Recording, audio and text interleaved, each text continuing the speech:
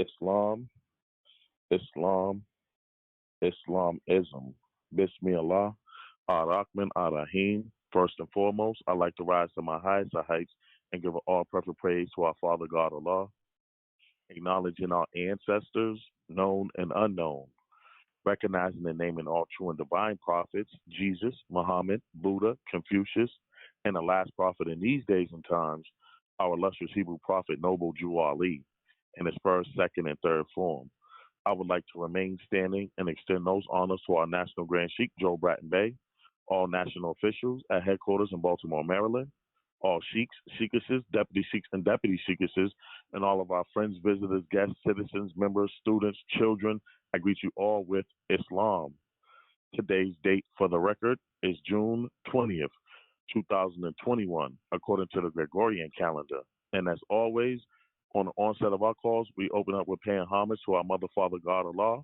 So can I please have everyone who is able to stand erect, facing towards the east, heels together, toes apart, separated at a 45-degree angle, upper arms parallel to the floor, forearms perpendicular, 5 fingers erect and together on the left, and 2 fingers erect and together on the right.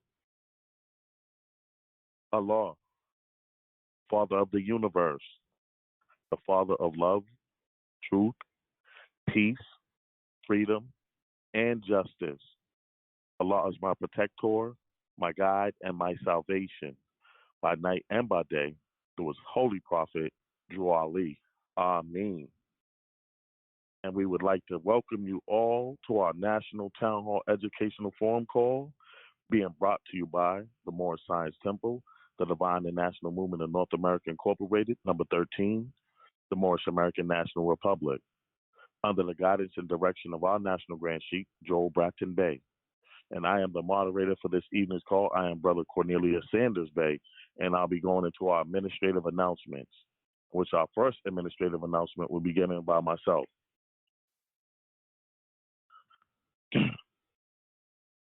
On behalf of the Moorish Science Temple, the Divine and National Movement of North America Incorporated, number 13, the Moorish American National Republic, I would like to thank the guests that are on this Moorish National Town Hall meeting, and thank you for joining us this evening.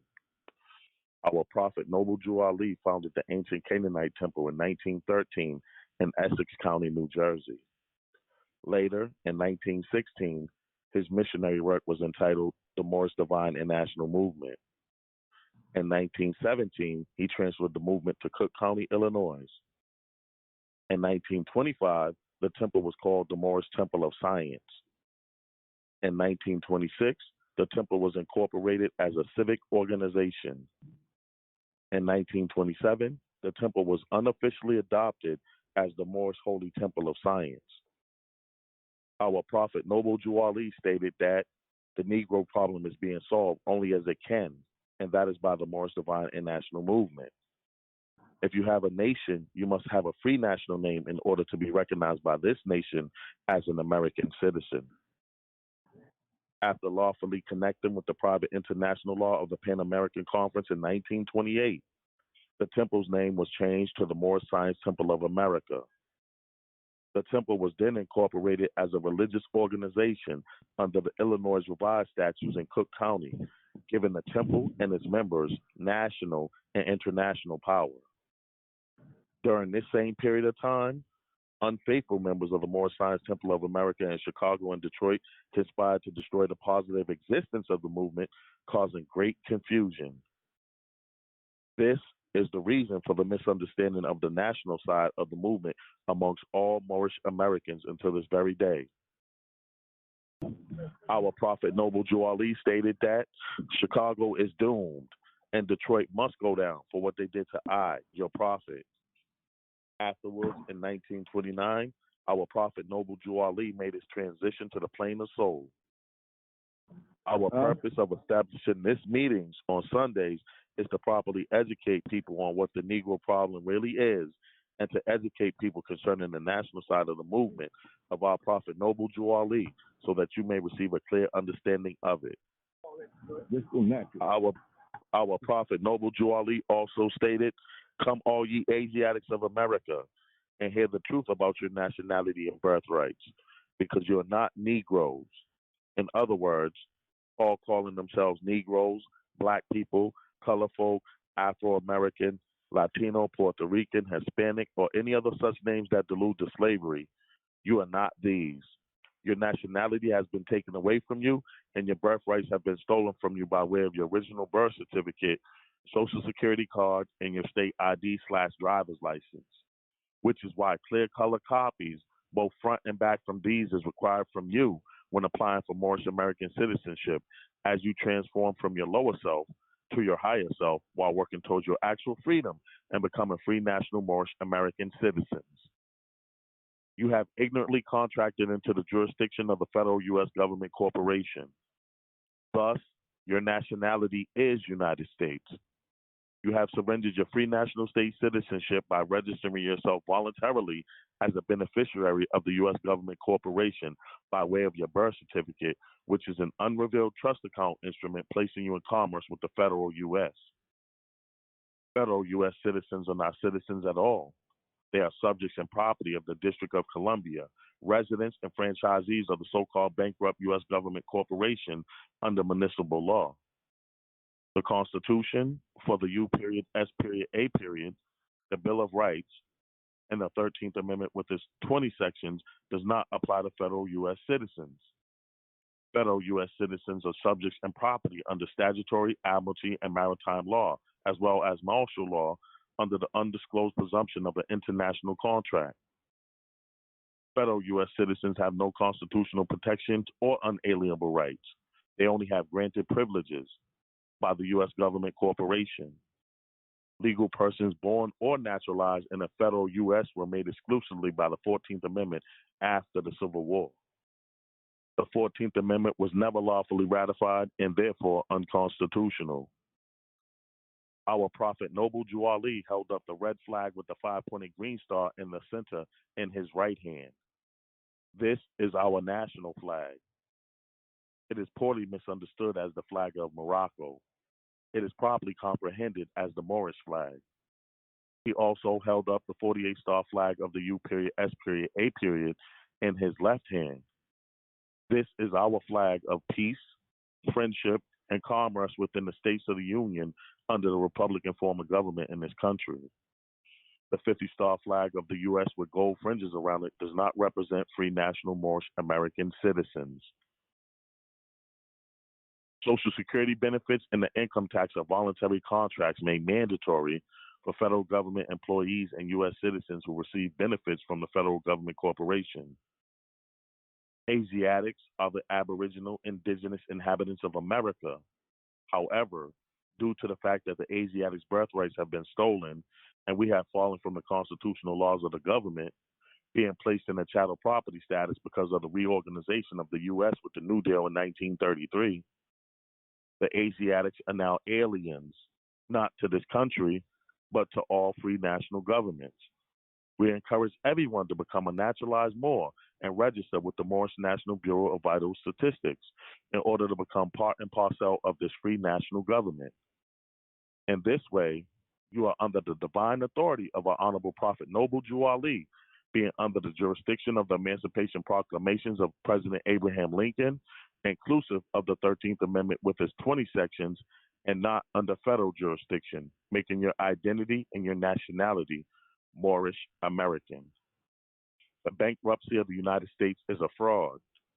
The Uniform Commercial Code administers this fraudulent bankruptcy.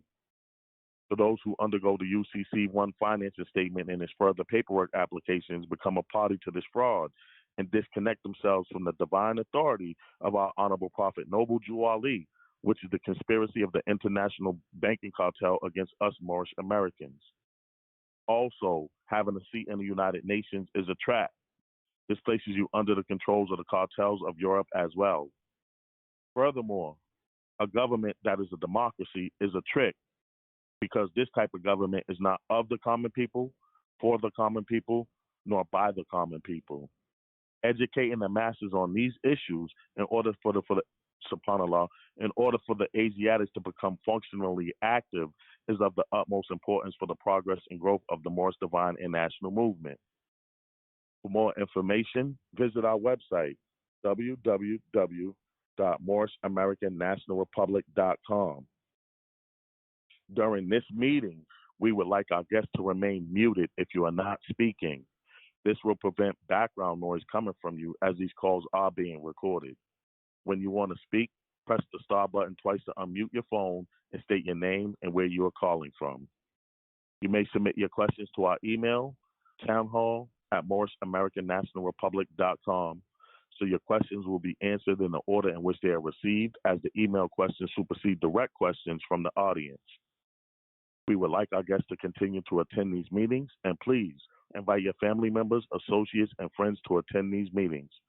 And that will conclude our first administrative announcement, and we'll be going to our next administrative announcement. Will be coming by our National Inaugural Children's Sunday School, and it'll be given by our Deputy Moorish Achiever in Training, Sister Jaden Levy-Ill, and our brother Jameson Dennis Bay, Deputy Moorish Achiever, Brother Jameson Dennis Bay. Islam, beloved, you can press star, and you have the floor. Islam. Islam, beloved angel daughter. Islam, this is Deputy Moorish Achiever in Training, Sister Jaden Levi-Ill, calling out from the U.S.A. Republic, and I'm 11 years old.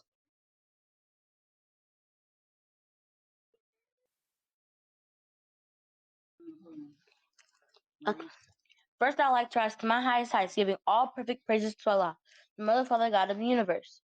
I'd like to remain standing and extend those honors to 12 of our true and divine prophets, namely Jesus, Muhammed, Buddha, Confucius, and our last prophet in these days and times, our honorable prophet, Noble Drelly, in his first, second, and third form. I'd like to give honors to all of our national officials at headquarters, all of our sheikhs and sheikesses, deputy sheikesses, all of our members, guests, and visitors on the call. Knowledge of everyone in and with Islam. Islam to all, the divine and national movement of North America Incorporated, number 13. Moorish American National Republic invites the public to join us and expects the presence of all members every Sunday at 12 noon Eastern Time for our Moorish Sunday School conference call. Our Moorish Sunday School is unlike any other. We explore, identify, and embrace our divine side as we affirm our nationality and birthright. Please join us by calling 443-961-4434. That's 443-961-4434. All Moors currently naturalized through the Moorish American National Republic are to coordinate. All Moors currently naturalized through the Moorish American National Republic are to forward an email to sundayschool@moorishamericannationalrepublic.com. Again, that's sundayschool@moorishamericannationalrepublic.com. Your email must contain names, ages, and phone contacts for adults, as well as names, ages, birthdays, and school grades for all children in the family. We will confirm your registration via your welcome and information packet. Any non-member desiring to join our Sunday school is invited to do so.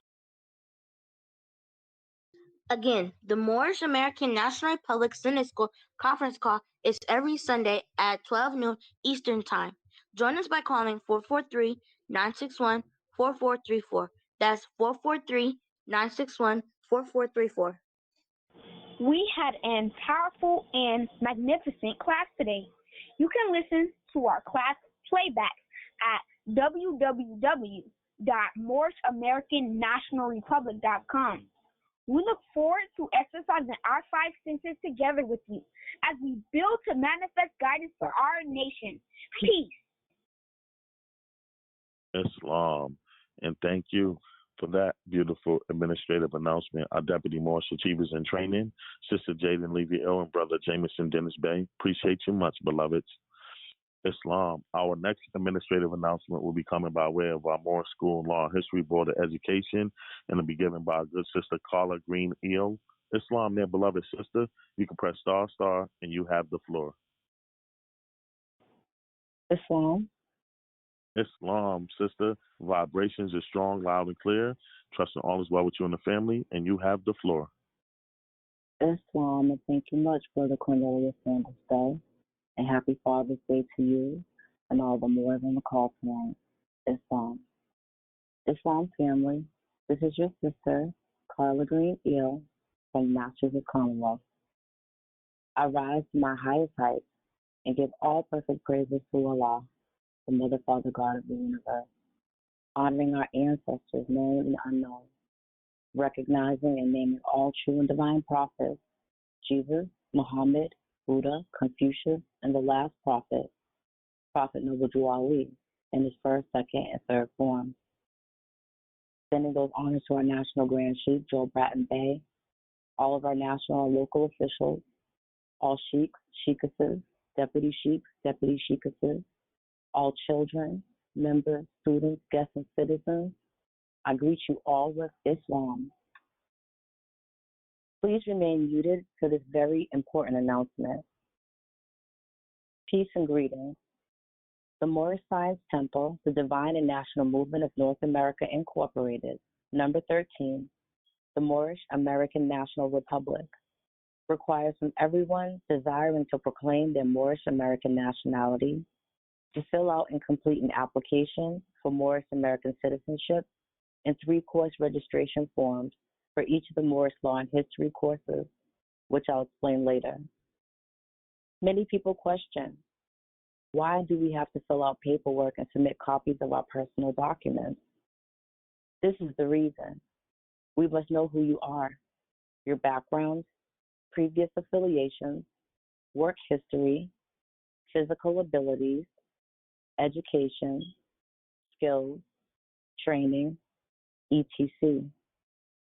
First of all, these documents do not belong to you. They belong to the federal government, for you must remember that in their jurisdiction, you are an artificial corporation under civil rights and granted privileges.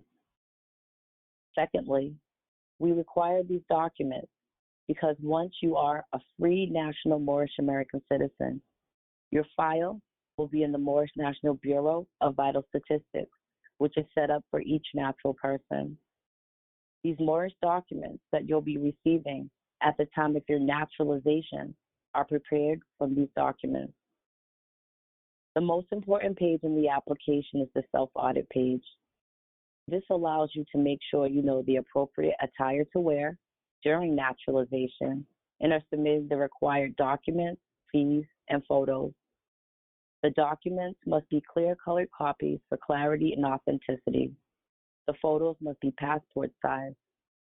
We use the photos for your nationality and ID card. Please have your national and religious headdress on and write your name on the back of the photos. The application process is reviewed each week because applications are received in the National Register's office either with incomplete applications, no photos, or no documents. If a question on the application does not apply to you, place N/A, not applicable. This lets us know that you did read the question but did not omit it. We must read and follow instructions and learn to ask questions if we do not comprehend what is being said. The second part of the process is enrolling into the Moorish School of Law and History by registering for the 3 courses with the following completed forms. 1. A warning from the Prophet class form. 2. Be it known class form. 3. Nationality and ID card class form. 4. Course rules and agreement form. Visit our website, www.moorishamericannationalrepublic.com, and download the application and registration forms. These forms will have the full instructions, requirements, and prerequisites for the classes. Also, mail with your application an updated copy of your resume. You are not paying for your nationality. Your nationality is free of charge. You are paying for the cost of enrolling in the Moorish School of Law and History, just as one pays tuition when enrolling into a college or a university. The costs are also directed to the application processes of the preparation of your documents, as you'll receive these once you've completed the courses. It takes finances to raise a nation, and it takes finances to maintain and operate an educational forum. This concludes the administrative announcement. By way of the Moorish School of Law and History, I return the floor to the moderator. Islam and peace. Islam. And thank you for that administrative announcement. Our good sister Carla Green Ill, appreciate you much, beloved. Our next administrative announcement will be coming by way of our good brother Michael Simpson Ill Jr. with our warning. Islam there, beloved brother. You can press star, star, and you have the floor.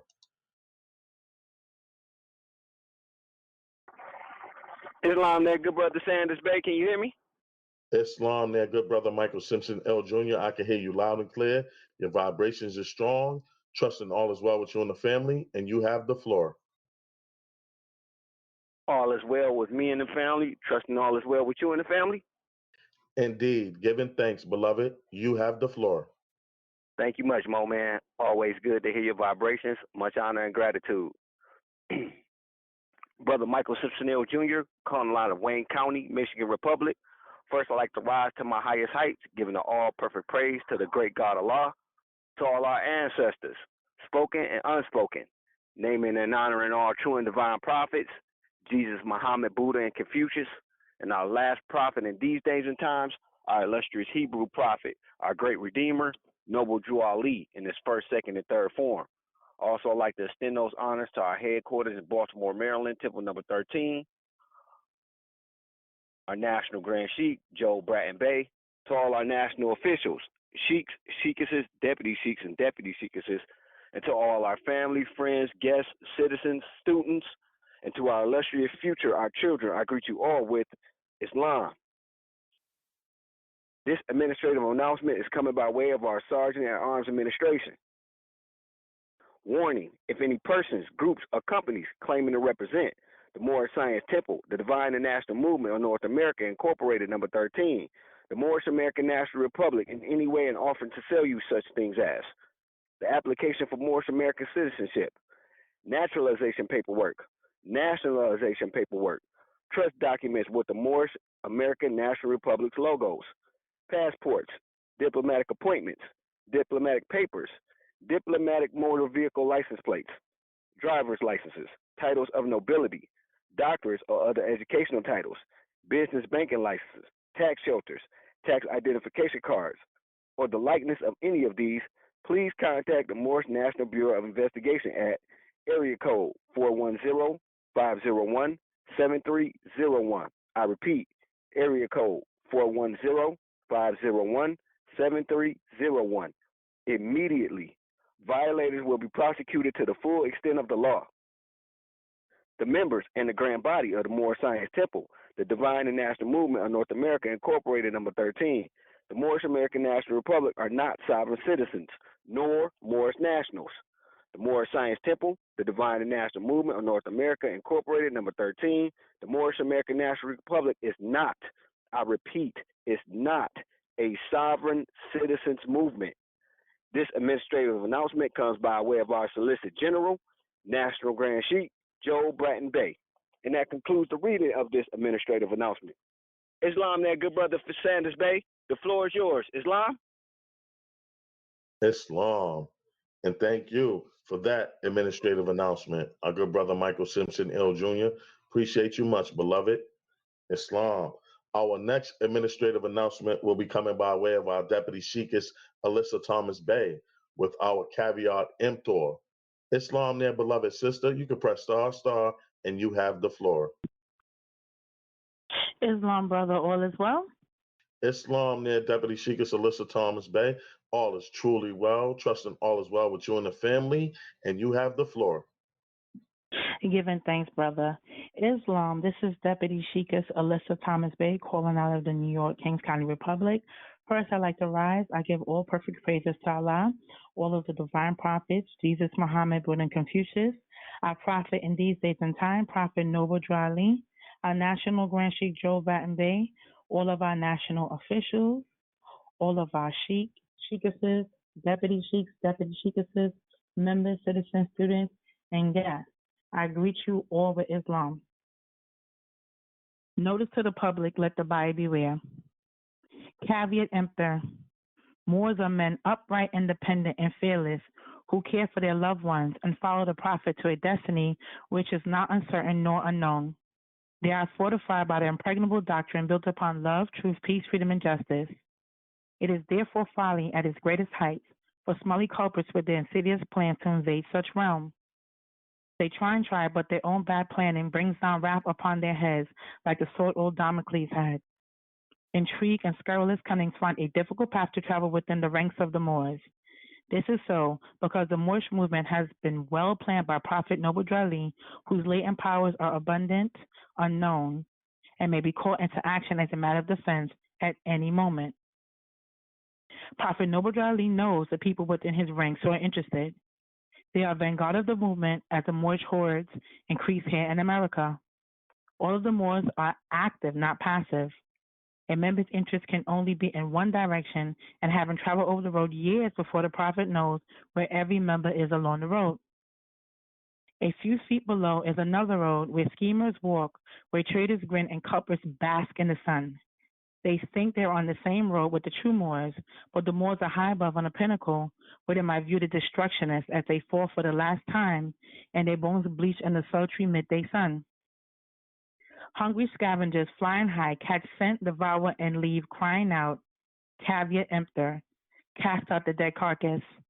The Moors high above see these plotters, pervious, the worst that exists, hurl themselves downwards by their own works as the hawks await. By Prophet Noble Drali. The Moorish Science Temple, the Divine and National Movement of North America, Inc., number 13, Moorish American National Republic, warns the public of the words written by Prophet Noble Drali. The caveat emptor article message is the same today in 2021 when written in 1928. We have been contacted by various natural persons who have sent funds to individuals and organizations, said funds paying for various documents. Said individuals and organizations have no affiliation with the Moorish Science Temple, the Divine and National Movement of North America, Inc., number 13, Moorish American National Republic.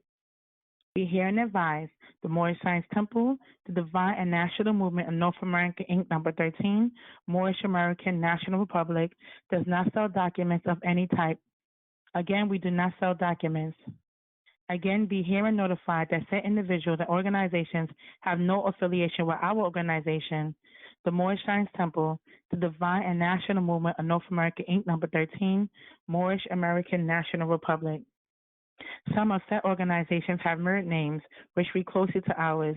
Therefore, pay close attention to whom it is you are sending your funds, as the Moorish Science Temple, the Divine and National Movement of North America, Inc., number 13, Moorish American National Republic, carries no liability for funds sent to these individuals and organizations. There may be others, yet the three I'm about to list have repeatedly been cited by those natural persons as the parties to whom funds were sent under guise of sending said funds to our organization. 1. RV Bay Publications. 2. The Moorish National Republic, the federal government, the Moorish Divine and National Movement of the World, the Moorish Science Temple of America, and 3. The Bureau of Moorish Affairs, Moorish State University. We will update this list as necessary. Trustee, the public is advised. Let the buyer beware. That concludes my administrative announcement. I want to say Happy Father's Day to all the brothers out there. We know every day is Father's Day, but I want to give y'all your salute. And with that, I'd like to say Islam and peace. I return the floor to the moderator. Islam. And thank you for that administrative announcement and those kind words. Appreciate you much, beloved. Islam. Our next administrative announcements will be coming by way of our good sister Norma Solomon Ill with our National Holy Night conference call and our Sisters Auxiliary call.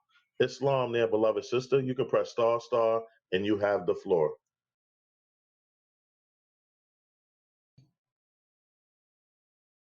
Islam.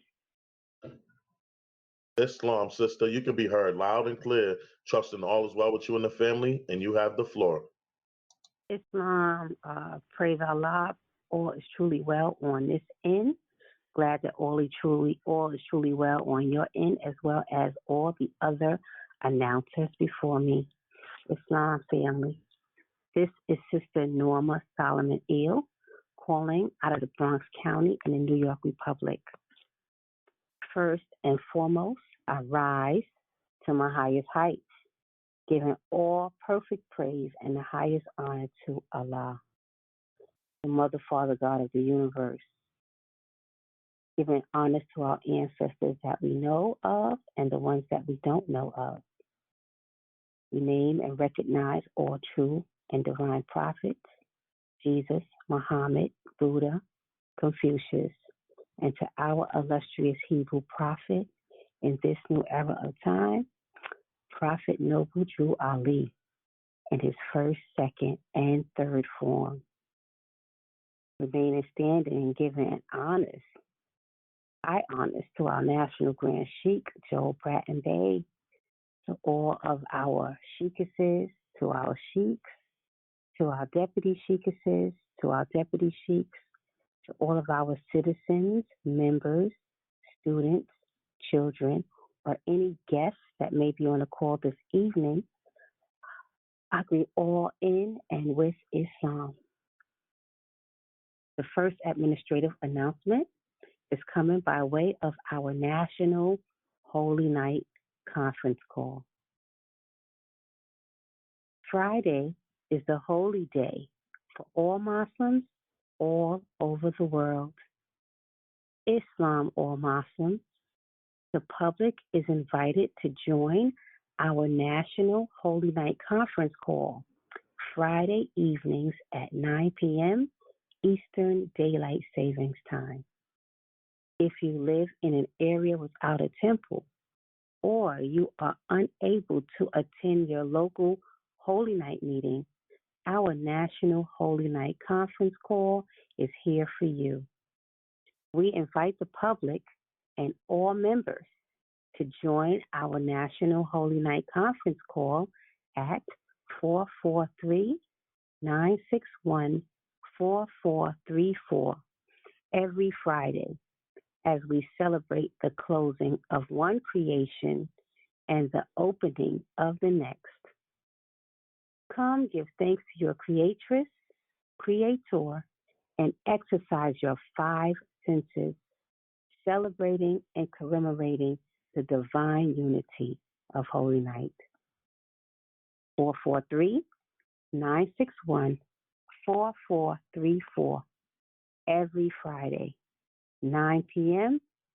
Eastern Daylight Savings Time. Islam. The next administrative announcement is coming by way of our sister auxiliary. The Moorish Science Temple, the Divine and National Movement of North America, Inc., number 13, the Moorish American National Republic, is delighted to announce our upcoming conference call dedicated to the uplift of Moabitist members of this divine and national movement under the leadership of our National Grand Sheikh, Joel Bratton Bey, and the nobles of our grand body. Our conference call purpose is to create a network system amongst our feminine energy, showcasing the array of talents we, the sisters in this body, have to offer. We are calling on every sister in our organization to heed this call, partake in this uplifting act, and be an active spoke in the wheel of this Moorish Republic. Come and familiarize yourself with your sisters and reap the benefits of membership of this national body that is committed to bring about the positive change necessary to facilitate the uplifting of fallen humanity. We encourage our sisters to get involved and support this demonstration. The Moorish American National Republic Sisters Auxiliary is requesting the help and support of all of our brothers and sisters to donate to our fundraising Life Pen and Tag Day celebration demonstrations. Show pride in your movement and support the Sisters Auxiliary as we assist in the uplifting of fallen humanity by donating $1 for a life pen, $3 for a tag and $5 for a magnet. All three are designed to inspire, unite, and encourage dialogue about this great movement and our illustrious Hebrew prophet, Noble Drew Ali. This Moorish regalia can be viewed on our website, www.moorishamericannationalrepublic.com. Just simply go into the Resources tab and click on the Sister Auxiliary option. Any sister that has been naturalized, willing to join the Sister Auxiliary, or any member wishing to order any regalia, you can send an email to sisterauxiliary13@gmail.com. That is sisterauxiliary13@gmail.com. Please make note of your request in the subject line, whether it's membership, life pins, tags, or magnets. Please give your contact information, including your email address and phone number. Our next meeting will be held this upcoming Thursday, June the 24th at 8 p.m. Eastern Standard Time. Thank you for all of your support. I'll turn the floor back over to the moderator. Islam and peace. Islam. And thank you for those administrative announcements. Our good sister Norma Solomon Ill. Appreciate you much, beloved. Islam. At this time, if there's any announcements from any of our national officials, you can press star, and you have the floor. Islam. Islam, that sounds like Sheikh Lawrence Young Bey. Islam, who have been blessed by the best. Yes. Islam. Indeed. Appreciate you. Trust all is well with you and the family. All is truly well with me and the family. And you have the floor. All is well with me and the family. Islam. I'm Sheikh Lawrence Young Bey, National Treasurer and Divine Minister out of the North Carolina Republic. First, I rise giving all perfect praises to Allah, to our ancestors, some we know of, some we don't, to all our true and divine prophets, just to name a few: Jesus, Muhammed, Buddha, and Confucius, and the last prophet in these days and times, our Redeemer, our illustrious Hebrew prophet, Noble Drew Allah, in the first form, second form, and the third form. I extend my honors to the forerunner for Noble Drew Allah, Marcus Mosaic Garvey, and to our national Grand Sheikh, to our Grand Body, the Sheikhs, Sheikesses, Deputy Sheikhs, Deputy Sheikesses, brothers and sisters, and parents and students in our Sunday school, and everyone on the call. I greet you in love and peace, peace, peace, which means Islam, Islam, Islam. This administrative announcement is to the members. When mailing your dues cards, please include your dues card with a photocopy of your dues card. In the upper right-hand corner of your dues card, you will see the letters DON and a blank line, which stands for date of naturalization. Write the date you were naturalized on that line. If DON is not written in the right-hand corner, write the date you were naturalized in the right-hand corner anyway. Make 2 copies. Keep 1 copy home for your record. Include the month and year you are paying your dues. Also, if you change your address, please indicate so with a note when you mail your dues card. This is so we can update and mark your records correctly. This concludes my administrative announcement for the Moorish Science Temple, the Divine and National Movement of North America Incorporated, Moorish American National Republic, And I turn it back into the hands of the moderator, Brother Cornelius Sanders Bay. Thank you for the time, Islam. Islam. And thank you for that administrative announcement, Sheikh Lawrence Young Bay. Appreciate you much, beloved. Appreciate you too, brother. Islam. At this time, if there's any announcements from any of our national officials, you can press star, and you have the floor.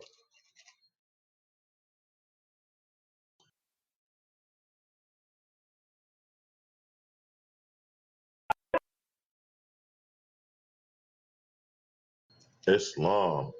Well, we don't have any more announcements, and the time is now 8:13 p.m. Islam, Brother Sanders Bay. I apologize. I was trying to come off mute. Islam, Sheikh Orton Bay, you have the floor. Islam, appreciate you, family. Islam Morris, this is your good brother and Sheikh Isaiah Orton Bay, calling out of Wayne County, Michigan Republic. First and foremost, I'd like to rise to my highest heights and give all perfect praise to our Mother, Father, God of the universe, whom we Moors refer to as Allah, giving all honors to all of our ancestors, known and unknown, naming, recognizing all true and divine prophets, Jesus, Muhammad, Buddha, Confucius, our last prophet in these last days and times, our illustrious Hebrew prophet, the Honorable Prophet Noble Jew Allah, first, second, and third form. Remaining standing and extending those honors to our national officials and staff under the guidance and direction of our National Grand Sheikh, Joe Bratton Bay, all of our members, citizens, students, family, friends, and associates, I greet you all with Islam, Islam, Islam. Islam Morris, yes, this administrative announcement is in reference to a third administrative announcement for our Moorish School in Law and History. Our Moorish School in Law and History will have its third and final class. Beginning orientation will start June the 30th, 2021. Again, Morris, that's orientation for the nationality and identification card course, which will take place June 30th, 2021. So I just wanted to let everyone be aware of that. Again, our orientation calls are public, so we do invite the public to tune in also during orientation. However, to receive information pertaining to the class and to get enrolled into the school, you definitely want to follow those instructions and directions from the previous administrative announcement. If you have not already done so, and this is you're just getting started, you want to print out the application for citizenship, and then you want to register for the school. So again, we are in the third and final class. So along with that application for citizenship, you also need to send that registration form for the nationality identification card course to get you registered into that class. So again, Morris, just wanted to share that information. If you are a returning student and you're continuing your education in your school, you want to go ahead and make sure, if you haven't already done so, get the registration form filled out. If you need to complete any finance payments or if anything needs to be established with National Register in reference to finance hardships, you want to definitely make a contact with our beloved sister. She gets Bellamy Bay and get something in writing and something agreed upon. That way you can get into the classes also. So I just wanted to share that with the family. Appreciate you, good brother Sanders Bay. I'm yielding the floor back to you, beloved. Islam. Islam. And thank you for that administrative announcement, Sheikh Orton Bay. Appreciate you much, beloved. Islam. Well, the time is now 8:17, and we have a total of 33 lines on the call. We'd like to thank you all for your presence and your energies, because you could have been anywhere this evening, and you're here with us, and we definitely appreciate you and your presence, and we're going to get into these thought-provoking questions and get some dialogue going. Islam. Our first question on the floor reads, with all the Black Lives Matter publicity, successful Black business, wealthy Black people, we can now, we see now, can we say the nations of the earth are recognizing us as Black, Negro, etc. Islam, you can press star star, state your name and where you're calling from. Islam. Islam, Deputy Sheikah Alyssa Thomas Bey, you have the floor. Islam, giving thanks, brother. Islam, this is Deputy Sheikah Alyssa Thomas Bey, be rising to my highest heights, giving all perfect praises to Allah, all of our divine prophets, our Prophet Noble Drali, our National Grand Sheikh, our ancestors, and all of my brothers and sisters on the call tonight. I just want to simply answer this way, and I know that my brothers and sisters is going to come on and, put their spoke to the wheel. At the end of the day, of course, people are going to recognize them. There's going to be nations and people that's going to recognize them. But the real question is, as what? What are they recognizing them as? So at the end of the day, when you deal with recognize, one of the definitions is just to identify. But we have to keep in mind, you can identify, but that identification is not always valid. So the real question is, what are they being recognized as? That's the issue. At the end of the day, there's a lot of people that go by the label of Black, Negro, colored, that are very successful. They have businesses, they have wealth. Our people are fruitful, they multiply. And they've always been the people as such at times. But the question is, what is your definition of success, of true happiness, of freedom? What does that really mean? That's a question that needs to be asked.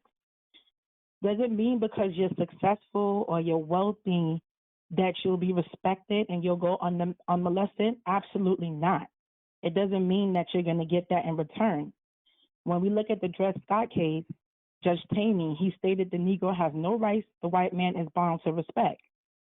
So right there, you are not a citizen, and there's nothing to protect you, no laws to protect you. So when you go and you are recognized as being Black, it brings no colonization, no compensation, no land, and no respect. It brings nothing that's detailed in President Abraham Lincoln's executive will, which I would like to add is permanent parts of the Constitution, and it must be fulfilled. So when you proclaim your nationality and you claim your true free national name, you become a citizen. You are entitled to your God-given rights and the right to be unmolested. At the end of the day, it's about rights versus granted privileges. And the only way to do that is to get under the constitutional fold of government through naturalization. So I'm going to go back to the beginning. I asked a question, I said, being recognized as what? And at the end of the day, you're being recognized as a beast. We deal with a book in our temple literature called The Negro Beast, or The Image of God. It was written in the 1900s. And in that book, it shows how people was dehumanized, made animals, and they were taken out of the human family or described as such, so that a lot of these policies and these laws can be passed so they can justify the inhumane treatment that we experience up until this day. And our people will continue to experience until they get naturalized, they correct their status, they are called by their free national name and be recognized as such. So once they start that process, because it's a process of freedom that we all must go through in order to be truly free, and we spoke about this earlier in Sunday school, once you go through that process, then you'll be put back into the human family, you'll be under the constitutional fold of government, and then we could work together to put in the work, because as the prophet says, we have to enforce the law to save the nation. So that's how I'm going to answer the question. And with that, I'd like to say Islam and peace. Islam. And thank you for that beautiful demonstration, our Deputy Sheikah Alyssa Thomas Bey. Definitely appreciate you. Got the feminine energy starting us off this evening. Definitely beautiful. Appreciate you much. Islam. Islam? I yield. Islam, Sheikh Oran Bey. I'll bring you on after Deputy Sheikh Roy Bey. Islam near Deputy Sheikh Roy Bey. You have the floor. Man, Sheik Orton Bay, he ain't always got to yield so quickly. I would have gave that brother the floor, but he gave it to me. So I rise to my highest heights. I give praise to Allah, the great God of the universe, who is almighty, eternal, and incomprehensible. The universal governor of this world seen and worlds that are unseen. I give honors to John the Harbinger, also known to us as the Honorable Marcus Mosiah Garvey, both harbinger and forerunner to the Prophet Noble Drew Ali. I give honors to all true and divine prophets, Jesus, Muhammad, Buddha, and Confucius. All you Hebrew Muslims of Moorish descent on the call tonight, our executive grand body headquartered out of Baltimore, Maryland, and other places throughout the nation. I extend those honors to National Grand Sheikh, Brother Joe Bratton Bey, and I extend the highest honors to Prophet Noble Drew Ali in the first, second, and third form, Islam. Thanks a lot, Brother Sheikh Orton Bey. That's peace right there. So, this is my my demonstration. You see, it is only over the last 10 to maybe 12 years that it appears as if though we had been trying to come together under a social banner. And I'm saying that to say, you see, so-called white folk don't get enamored with us in any way unless a signal is sent. It's just like when Lazarus was laying in the grave. Jesus came forth, told Satan, according to that scripture, Satan, loose him and let him go. And so now we have, and I'm not going to be disrespectful and call it the illusion of recognition, but, to an extent, that's what it really is. But it's not about what's going on with so-called Black Lives Matter. It's what's really going on with us. Because if that demonstration is as de facto as the 14th article of amendment and the 3 dead badges of law, and is getting some publicity in the light that it has been, then that makes me look at myself and the nation that I'm representing here. We got to step it up. Because Black Lives Matter has no business gaining no type of momentum like this. See? The Prophet Noble Drew Ali, he came to demonstrate those degrees and principles of nationality, birthrights. He was a man of science and law. He brought us to understanding of constitutional law. These things we know to be true already. So what is it? Not what they're doing, but what is it that we're not doing or slowing our progress? That this Black Lives thing has resurfaced like it's something out of the roaring 60s. See? We got a lot of internal disputes among us. And when we talk about Black Lives Matter, we have to put that mirror of reflection on what's going on with us as well. Our squabbles. And people look at us like we got something to talk about, but then they see us up there, fighting each other and turbans and fezzes on, and we all got the same edicts, the same principles, the same tenets, the same laws in our hand. We got the divine constitution and bylaws. We got the Holy Koran of the Moorish Science Temple of America, Moorish literature, questionnaire. We got the same stuff in our hands. So it's sort of helping other organizations and people, not organizations, but people of ours who really could have came amongst us. But they see us squabbling over naturalization, nationalization, R. Jones Bay, Taj Tariq Bay, Rosati Hill, Braswell Bay, whoever else is out there. It's a squabble with us. So I'm not even going to be too concerned at this point with Black Lives Matter. I'm also concerned with us. I'm on that Michael Jackson degree. Let me start with the man in the mirror. See? So, we've made progress as well. Though we're not on television like Black Lives Matter. But at the same time, what good comes out of all this publicity that so-called Black Lives Matter has been getting? There is some good that comes out of it as far as I'm concerned. They got here in New York City now. For those of you who are in the New York Republic, I'm sure you're seeing the TV right now. This Juneteenth demonstration. They got the red, black, and green colors all over the Statue of Liberty here in New York.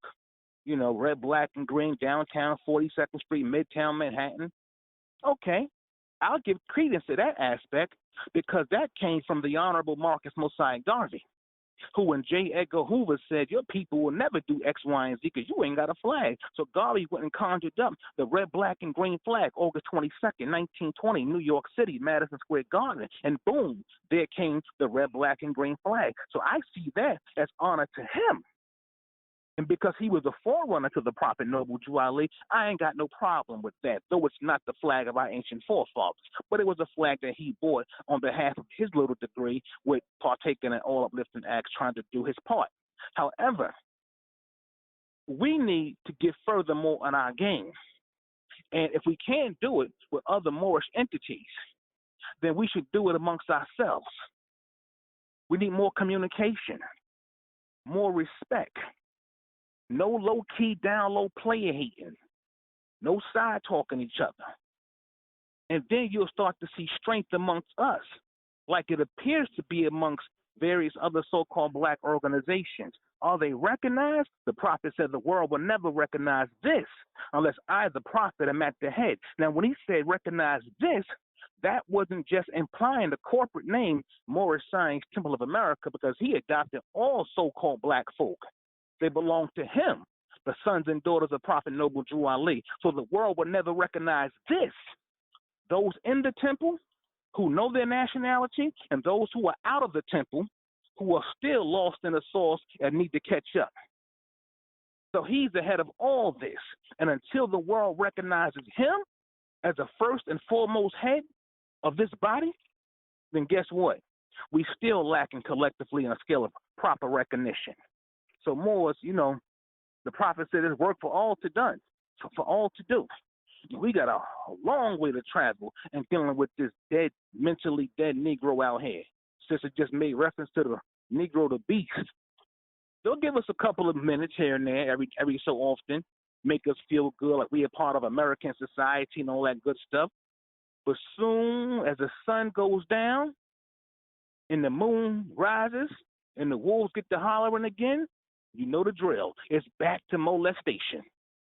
And this is how it's been for decades. So we shouldn't feel no type of way because so-called Black Lives Matter is on television. We should only work harder and be more diligent in our study to further communicate this information that we got from the Prophet Noble Drew Ali. And still, because you don't see us on television, don't think we ain't making no progress out here. We're doing a heck of a great job, too. Might I add that in as well? So let's just keep up the good work, stay focused on this information so we can further talk to people, because every year this is growing, too. And we're getting bigger and we're making progress, but we do have a lot of hurdles to overcome because the media, they're down with the 14th Article of Amendment and those 3 dead badges of law, and they're pushing this crap, and it's making our people feel like they energized about something positive and uplifting.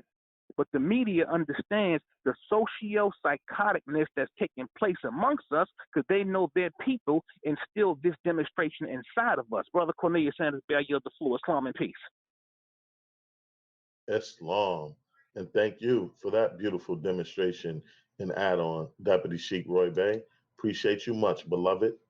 Islam. Islam, Sheikh Orton Bey, you can press star, and you have the floor. All right, Islam, beloved. Appreciate you. Again, re-rising to my highest heights, give all perfect praise to our Mother, Father, God of the universe, whom we Moors refer to as Allah, giving all honors to our last prophet in these last days and times, our illustrious Hebrew prophet, the noble Jew Allah, first, second, and third form, our holy prophet, Hebrew prophet, Islam. All right, Brother Sanders Bey, can you repeat that question for me one more time?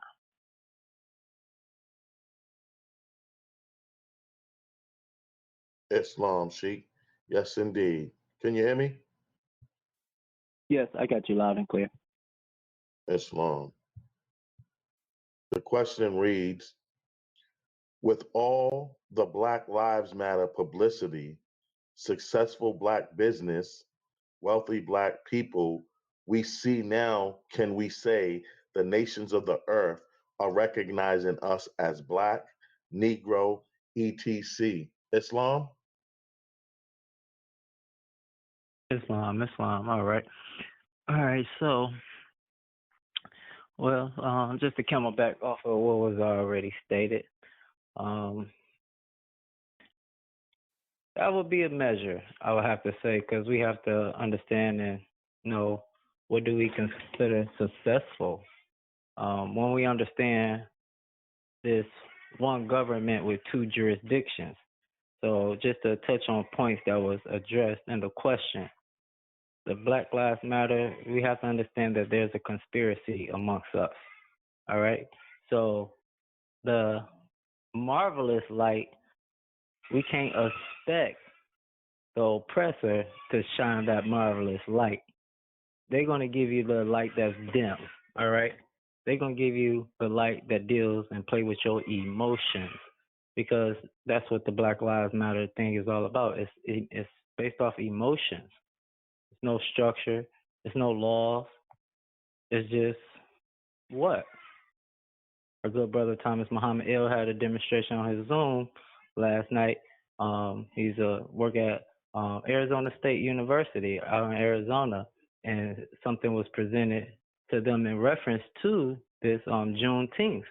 And a few of his co-workers, Asiatics, said that maybe we should do something to have different type of foods to express our culture. 9 times out of 10, our dietary lifestyles and what we have accepted and adopted as food, again, comes from the European psychology. So the Black Lives Matter, again, what seems to be may not always be. Again, you have to understand and know what's going on. All right? So, of course, they're going to shine light on the dimness, the dark aspect. They're not going to come with the marvelous light. All right? Going to the second part, our successful businesses, things of this nature. 9 times out of 10, we're registered under his system. So when we do register our so-called businesses, whether it's an LLC or sole proprietorship, we still have to understand to this day, anything we doing in this man's name, you do not own. Where's the success? You established a company, Mr. Green's Landscaping Service. Who is Mr. Green? So again, it's going to be about, the measure is going to come with perception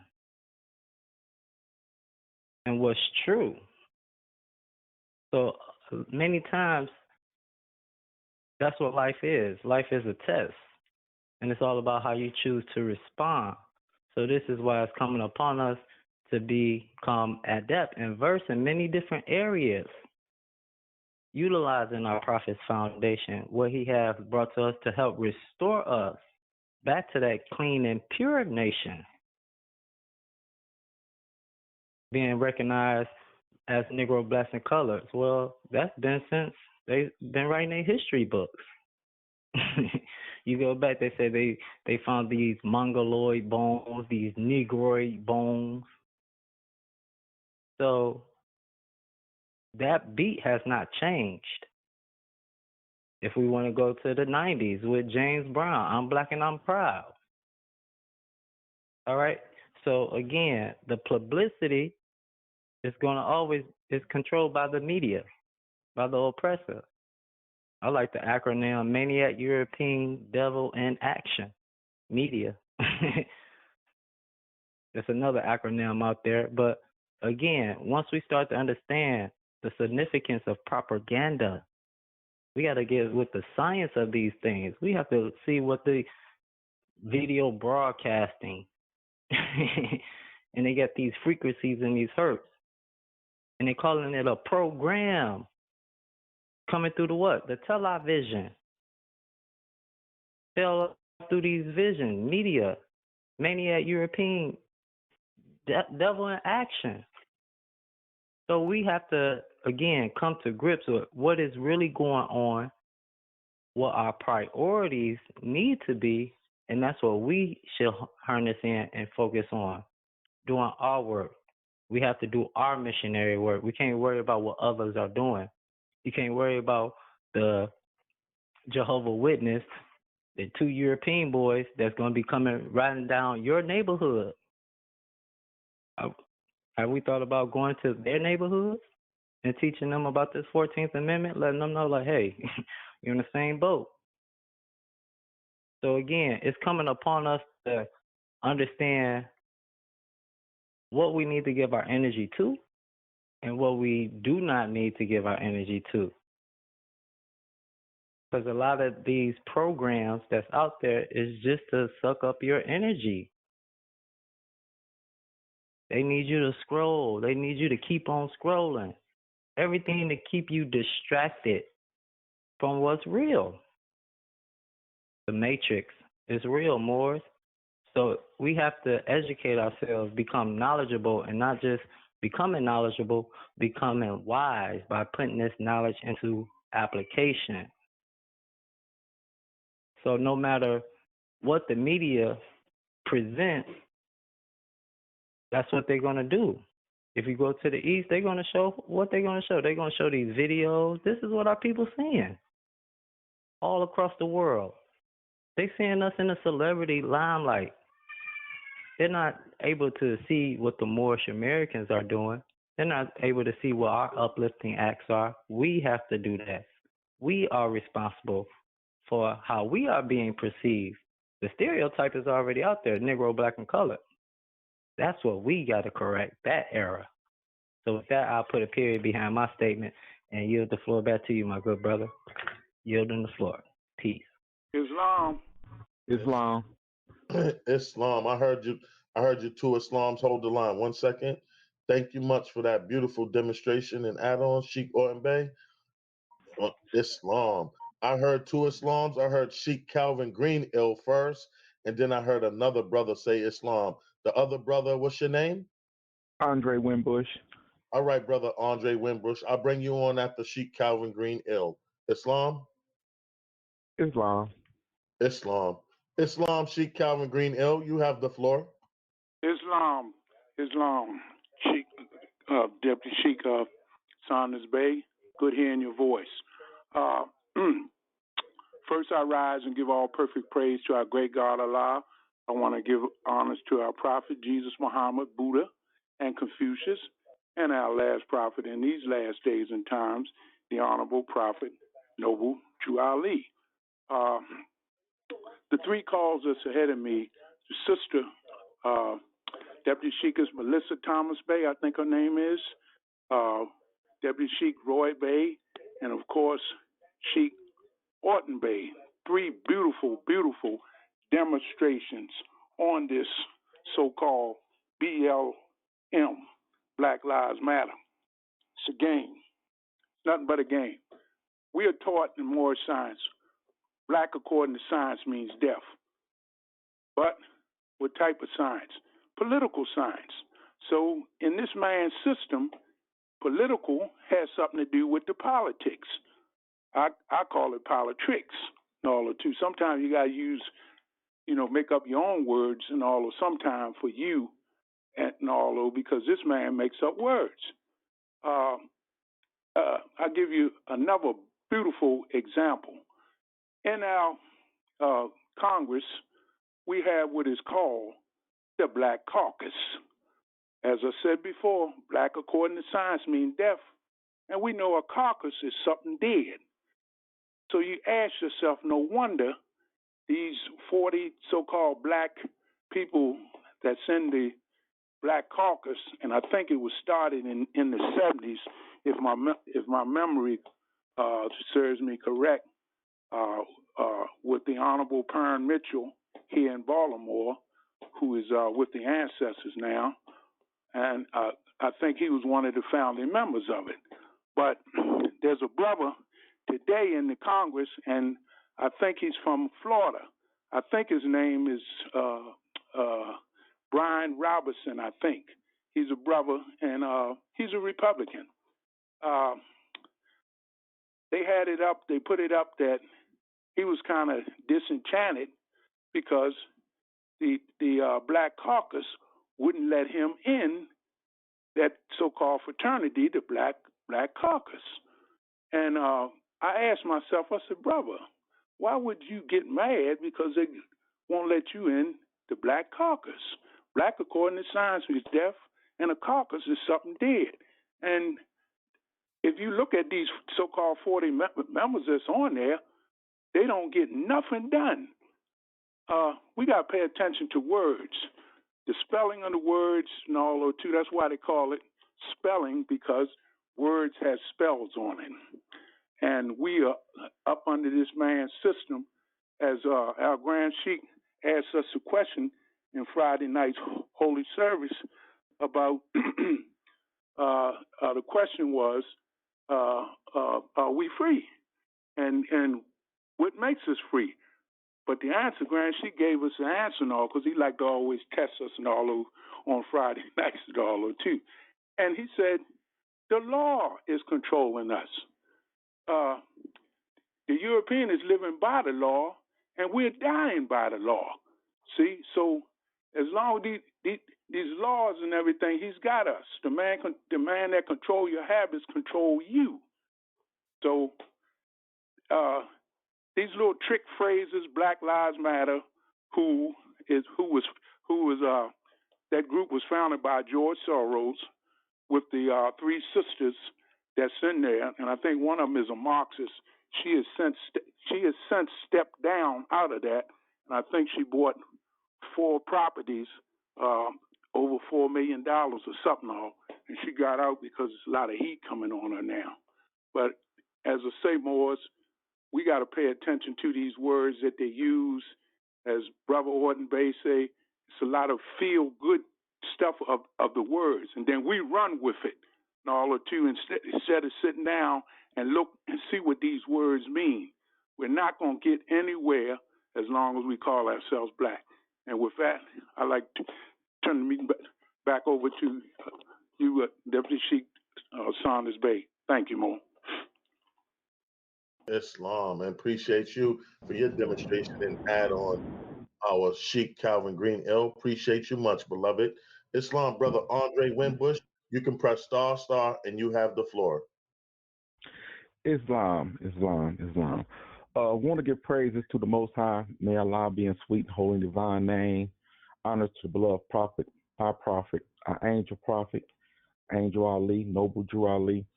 Love to give honors to Marcus Garvey, the red, black, and green, still on the scene, doing what he do. Love to give honors that was previously given before me. This denationalized name that they brought up, it is just to cause some type of eradical thing to make the unconscious feel is right. But as my teacher would say, remember Noah. Everybody didn't get on the ark of Noah. Everybody didn't hear the call. They heard the voice. They heard the brother talking to them, but they didn't take heed. They didn't obey. You know, we're doing what we're supposed to do. See me? I'm still up under that slave name. I'm not even being recognized. Winbush, slave name. They don't recognize me. Nobody recognizes me. I thought they recognized me, you know, but I see right now I ain't been recognized. So that's why I'm going through this school of thought, so I can't get recognized. It's hard for me to sit down and do the things that I have to do. Say, man, you gotta sit down, you know, trying to do too much. Sit down, do this work. There's so much going on, you know. Like, if they get me off the square, you know what I'm saying? It's like, okay, just sit down. You got to get this done. I see something that I have to do. I said, I got to do this. You know what I'm saying? Like, the power invested in my hand. Imagine the things that I can do, you know, because I love Drew Ali. I love the Prophet Noble Drew Ali. Everything I do for Drew, you know. Everything I do, I ain't about to put nothing black up. I'm rocking all the flags, Moorish American flag, my American flag. And I'm rocking all the flags. I'm putting them up, represent, you know what I'm saying? I ain't about to represent that black. I ain't about to go through that. You know what I'm saying? If they're going to see it, they're going to be see for what it is. Yeah, they can get all the credit they want. The Europeans know what this divine movement is doing. They know that. They say, oh, we got to do something. But they ain't going to tell nobody. We got to do something. We got to get these Asiatics off their square. We can't let them get this land. We can't let them get this property. We can't let them get this gold. We can't let them get this. What we gonna do? We come up with something. Everybody gonna go that way. Everybody gonna want to come the right way to be recognized. So they've been tricked, bamboozled, hoodwinked once again. You know, and they'll see it sooner or later. There's only one way. You know what I'm saying? That's through this Moorish Science Temple. You know, you got to come in, proclaim your nationality, go through these classes, get the classes right. Then you will see it. Like I said, liberty. You know, but the ones, they don't know. They just out here thinking they got something. Black Lives Matter. You know what I'm saying? Dang, I was wondering to myself, like, man, how we get so far? We there, and here comes somebody with something that put us back into that dead state. Why? You know why? Because they know. I think I don't want to say that, speaking radical, but some people, like the brother said, in our part of the organization, not here, but other members outside it, don't want people to come through this and be nationalized and come in and definitely put it, they ill and bay on their name. Because I was talking to the elder. I said, do you got the ill and bay on your name? He said, no. I said, I don't got it neither. You know what I'm saying? I said, you know how long I've been in Moorish Science Temple of America? He said, how long? I said, probably about 25 years. How long you been? He said, well, yeah, about 40. I said, you on the same boat and I'm on the same boat, but you're a good divine minister. I said, we missing out on this right here. You know what I'm saying?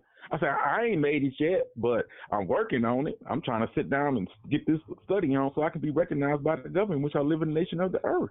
Otherwise than that, I am what I am. I'm a slave. I'm a shadow to property. I'm 3/5. I'm not even a whole. You know what I'm saying? I can say anything I want to say. I can't get mad at y'all because y'all say Wimbush. I got to honor them brothers. You know what I'm saying? Because I haven't been recognized. The Europeans don't recognize. When they look at my ID and they say Wimbush, they don't see the ill on that. So I'm still a slave. They could look on the back. They might not see, okay, well, yeah, he property, he shadow property. Let's just treat him, give him 10 tickets and this and that and that. Send him on his way. That's saying one thing, they got this property and all this, like the brother said. That belongs to them. Your body belongs to them. You don't own your body. You pass for them. They take what they want, your organs, everything out of that. You don't own nothing. So the whole duty is we doing what we need to do. It's the blessings, you know what I'm saying? Because everybody didn't get on the Ark of Noah. We got to stay focused. Like the brother Isaiah said, we got to stay focused, still concentrate on what we got to do. We doing what we need to do. Because if Prophet said, if I wake you all up at once, tear something up. He said, only a handful of you going to be saved. What are you doing here? You know, you want to surprise the prophet, do right. You know what I'm saying? And that's what I'm trying to do. I say, you know what? I want to surprise. I was trying to surprise the prophet in a different way. You know, okay, get the building cleaned up. How the brother come up there, look at the building, out there trying to have a yard sale, you know, doing this. Here come the Romans, jealous, a little bit, shut you down. Boom, boom, boom. You're still a slave. You're still this right here. You know, we don't recognize you. We don't recognize your business. We don't care what you're trying to do. Shut it down. You know what I'm saying? Okay, now we're going to give you some tickets. Here some tickets go. Now you got to go to court, face consequences. I said, dang, you know, there's always something about it. I took the worst out of it and made it good. Say, you know what? Just go on in, just finish doing this homework, finish doing what you got to do, try to get in. I know I'm late, but guess what? You know what I'm saying? Still fight the foe. There's always next year, like the brother said. You can always be ready for it. Islam, my good brother, not to interrupt you, but just for time's sake, you can just wrap it up for us, please. Thank you. Oh, all is well. All is well. Yeah. So yeah, I'm finna wrap it up. Just to put that on notice that majority of them in that Black Lives Matter, they still have to rotate and come through this way and be really recognized. Otherwise than that, they are shadow property. So we just gotta stay focused where we at. And I came to you in love and peace. Islam. Islam. And thank you for that demonstration and add-on, Brother Winbush. Appreciate you much, beloved. Islam. Did I hear another Islam? Did I hear Islam? Yes, you did. May I be heard? Yes, you can be heard loud and clear. You have the floor, brother. The Cape and Bay. From the Texas Republic, rising to my highest height, giving all due perpendicular praise to Allah, the great God of the universe.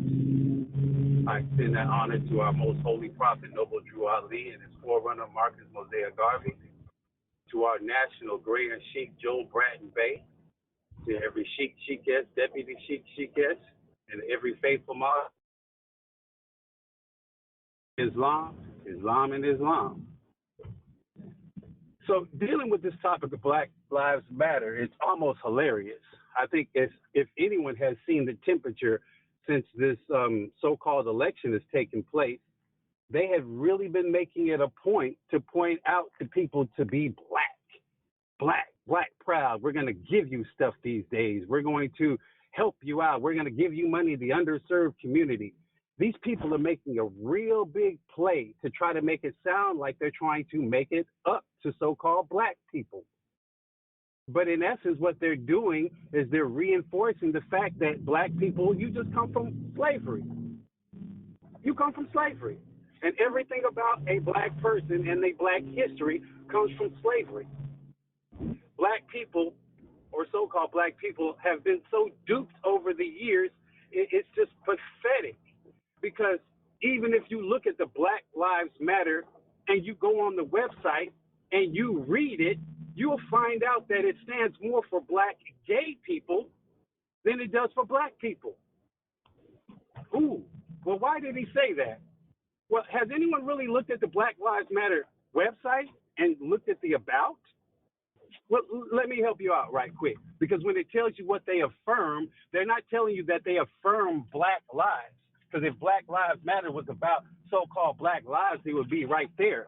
But if you look on their website, what they affirm to, in their own words now, we affirm the lives of black queers and trans folks, disabled folks, undocumented folks, folks with records, women, and all black lives along the gender spectrum. Our network centers those who have been marginalized within the Black liberation movement. Now, does it sound like black people are being used again for somebody else's nefarious purposes? And once they get their agenda pushed, they're going to drop the black people off again. We gave you your stimulus checks. We gave you a national holiday. What else are you crying about? People, this is serious. The political science is wicked. Do you understand what they're really saying to you when they say Black Lives Matter? Because we know that black, according to science, means death. We get it. But the rest of the world don't. And now they're making everybody else comfortable who doesn't really want to wake up. Okay? They're making you comfortable with this fact of trying to be black. This whole black is proud. Jesse Jackson, James Brown-ism type of stuff. We got to wake up and start reading. And I think it's pathetic because our black people won't even read themselves. You don't even know that Black Lives Matter don't even refer to you. They're referring to somebody black and gay first. And I tell them, when you are wearing these shirts or you're wearing these face masks that say Black Lives Matter, why does it matter? Have you really read what that group represents? Because they don't represent you. You need to learn your history. Do you know Prophet Noble Drew Ali? Family, we've got work to do. And the period that I put behind this is, family, let's all do our research. Let's all understand where we are at with this, because we are at war. If you don't know that we are in a legal war right now, we're at war. Gird yourselves. Don't let these people dupe us again. Even if you see somebody with a Black Lives Matter shirt on, outside of talking to them about nationality, ask them to go to the website themselves and read what they affirm, because Black Lives Matter is not for black people. With that, I put a period at the end of it. Islam. Islam. And thank you for that beautiful demonstration and add-on, our good brother Kason Bey. Appreciate you much, beloved. Islam. Definitely some beautiful, beautiful demonstrations.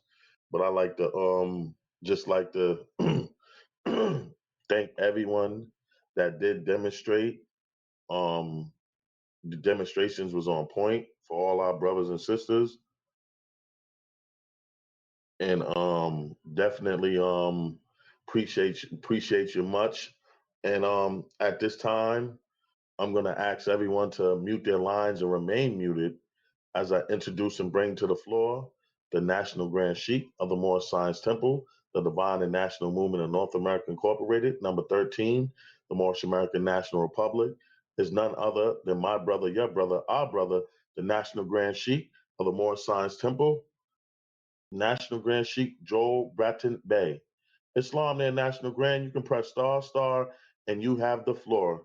And just to give you an update, I was having some technical challenges with the computer, so I think we got started a little late, so that's why we was a little bit behind, and we only got to one question on the floor this evening. Islam. Islam, then, Mo. Thank you.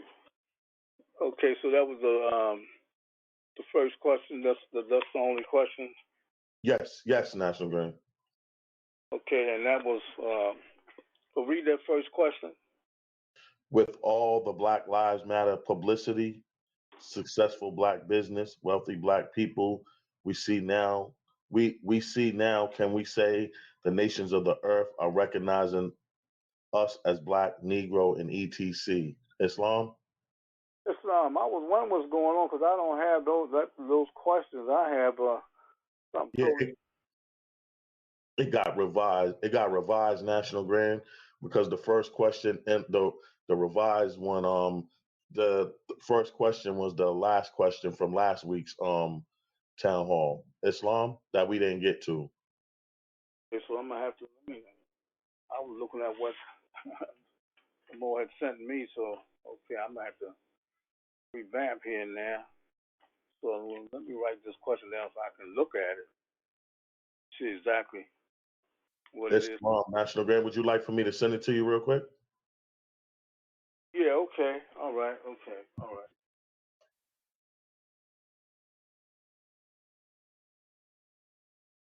Because I was wondering, I kept on hearing about Black Lives Matter. I said, well, where's that coming from? That's not what I'm looking at. But anyway. All right, let me go. Yes, indeed. I sent it to you, National Grand. Okay. And while we give our National Grand Sheik a moment to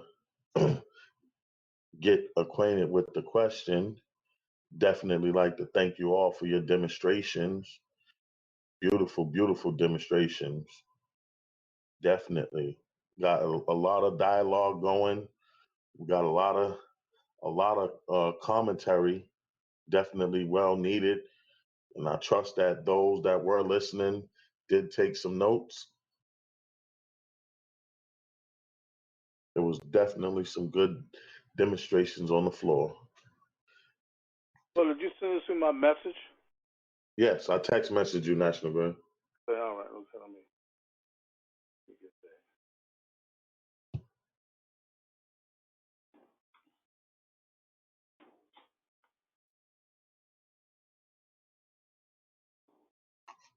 Yeah, okay.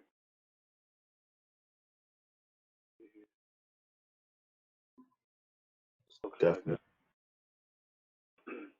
Did you receive it? Yeah, I have to thank you, Mo. Yes, indeed, National Grand. I'll just keep the floor warm for a few minutes while you get acquainted with it. Islam? Okay, all right. Well, you know now, I'll tell you what I'll do.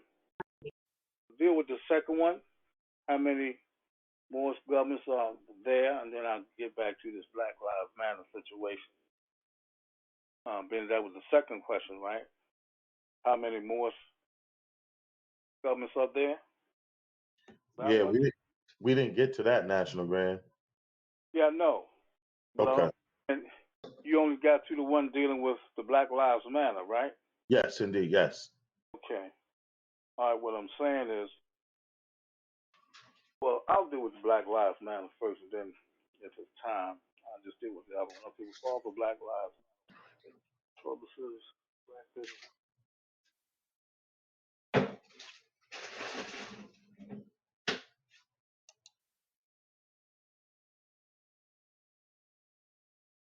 Okay. Well, first of all, I want to thank everybody, for their participation in the call this evening. It's always my pleasure to be a part of all of you. And I will definitely thank the sisters for chiming in. They need to do, should do, what it would like for them to do. as always, bringing the energy. I really appreciate that. And it's good that we have these particular questions for all of us to take time with each other and discuss the issues that pertain to us so we can know how to understand, not just understand, but realize that we are the question and the answer to all things that apply when it pertains to us as a people, because we are the question and the answer. And it's only one way for us to realize the significance of who we are is by knowing ourselves. That's why our prophet Noah Ali made reference to just that. Know thyself and your Father God Allah. Well, as always, I want to rise to my highest height, giving all my love and praise to our God, whose name is Allah. I truly love so dearly, and giving honor to all God and those that we speak of and those that we don't. There's so much a part of us in us and around us. They're there for us. We just need to ask for some type of guidance, direction, and help. I want to give honor to all of our divine prophets, namely Jesus, Muhammed, Confucius, and our most illustrious Hebrew prophets, none other than the prophet Ali, who truly is our Savior as well as our Redeemer. I know we all can attest to that. To all of the Moorish officials and staff who I greatly appreciate, and giving an honor to all our members, and all you noble brothers and sisters who's on this call this evening. It's always my honor and pleasure to be a part of Islam. Thank you. Okay, dealing with this particular question. Okay, let's pick it apart a little bit. Islam National Grand, you sound kind of far away from the phone, Islam. How's this? Is this better? Yeah, that's better. Thank you. Islam. Islam, thank you, man. Well, like I said, we just will pick this apart and from what everybody was demonstrating, and for what everybody has been demonstrating, and so important about what it is. So, like, I mean, the key phrase in here is that Black Lives Matter, and so many folks was talking about. And we know, as was stated, black according to science means death. The question is what kind of science? It is political science. Because everything we do politically. Oh, hold on. Everything that we do politically is dead. So, when this question, by this question being posed the way it is, and excuse me. I'm on the call. You have to get back to me. Okay. Pardon me, y'all. Okay, so let's deal with this with all those Black Lives Matter publicly. And it's a successful black business, wealthy black people, and we see now, can we say the nations of the earth recognize us as black, Negro, etc.? No, they still not recognizing us as black, Negro, etc. Because all the people, basically, everybody on the planet have a national identity except us here in this Western Hemisphere. And even though we think that just because we have this label black and we in this man's system, his society of knowing, if you will, he can only allow you to go but so far. And under black, you're still dead in the water. Because we know this is a paper government, and whatever you do, whether it's business, personal, recreation, or whatever it may be, you have to fill out that form to submit to that particular agency or company, etc. And when you indicate your authenticity, and when they see that you have labeled yourself black or African American, they're going to treat you differently. And quite naturally, you have a lot of our folks who live in this society, and they think they're wealthy because they have some money. And they think they are a part of the quote-unquote powers that be because they go to these different society meetings, community settings, parties, and things of this nature, and you rubbing elbows with certain folks and who don't look like you, but truly control you. And the thing is now, you think you've been accepted. But when it boils down, you just there just by the mere fact that you're there. And they can use you for something. And if you wealthy, if you think, well, you have some money and you're part of that group, so quite naturally, they're going to chime into you, talk to you, and get you to sway their way. It's just like what's happening in the Congress. We have a so-called black caucus. Just by the term black caucus is telling you something. And with all this going on around society, namely our folks, the way they treat us, focus on health, education, employment, etc., housing, whatever it may be, we can all attest to the fact that we are always treated differently. Why? So going back to this situation, these people are going to use you up. Because whether you don't know your identity, then you think by saying you're black, and you have certified that equation, which you haven't, because you still a Negro in their eyesight, and they still don't look at you as their equal, even though you might have a PhD across the wall. Deep down inside, they still think that they're above you, just by the mere fact that of how you're classified and identified, because they know that you don't know your self-identity. Like everybody else in the group, if you go around the table and ask the nationality, and this person says, I'm a black American, then everybody's going to look at you. Each one of them that's in the room, if they're Italian, Russian, etc., they can go to the world map and show the country. So if you say you black and you stand up and go to the world map, you're going to look real dumb. Because black don't exist. So if you don't exist, I mean, if that country don't exist, you don't exist. So nothing leaves nothing. And that's just what this is all about. So and plus the prophet teaches us that money don't make a man. Be national, sad and proud to make a man in the nation. And so we may have some money, if you will, that's what you call it, fiat, but you have no wealth. So the thing is, how did you obtain the wealth? Wealth is in the land. Negroes, black folks can't own anything, even though they think they do, but they don't. So all of this is relative to the fact that black lives don't matter.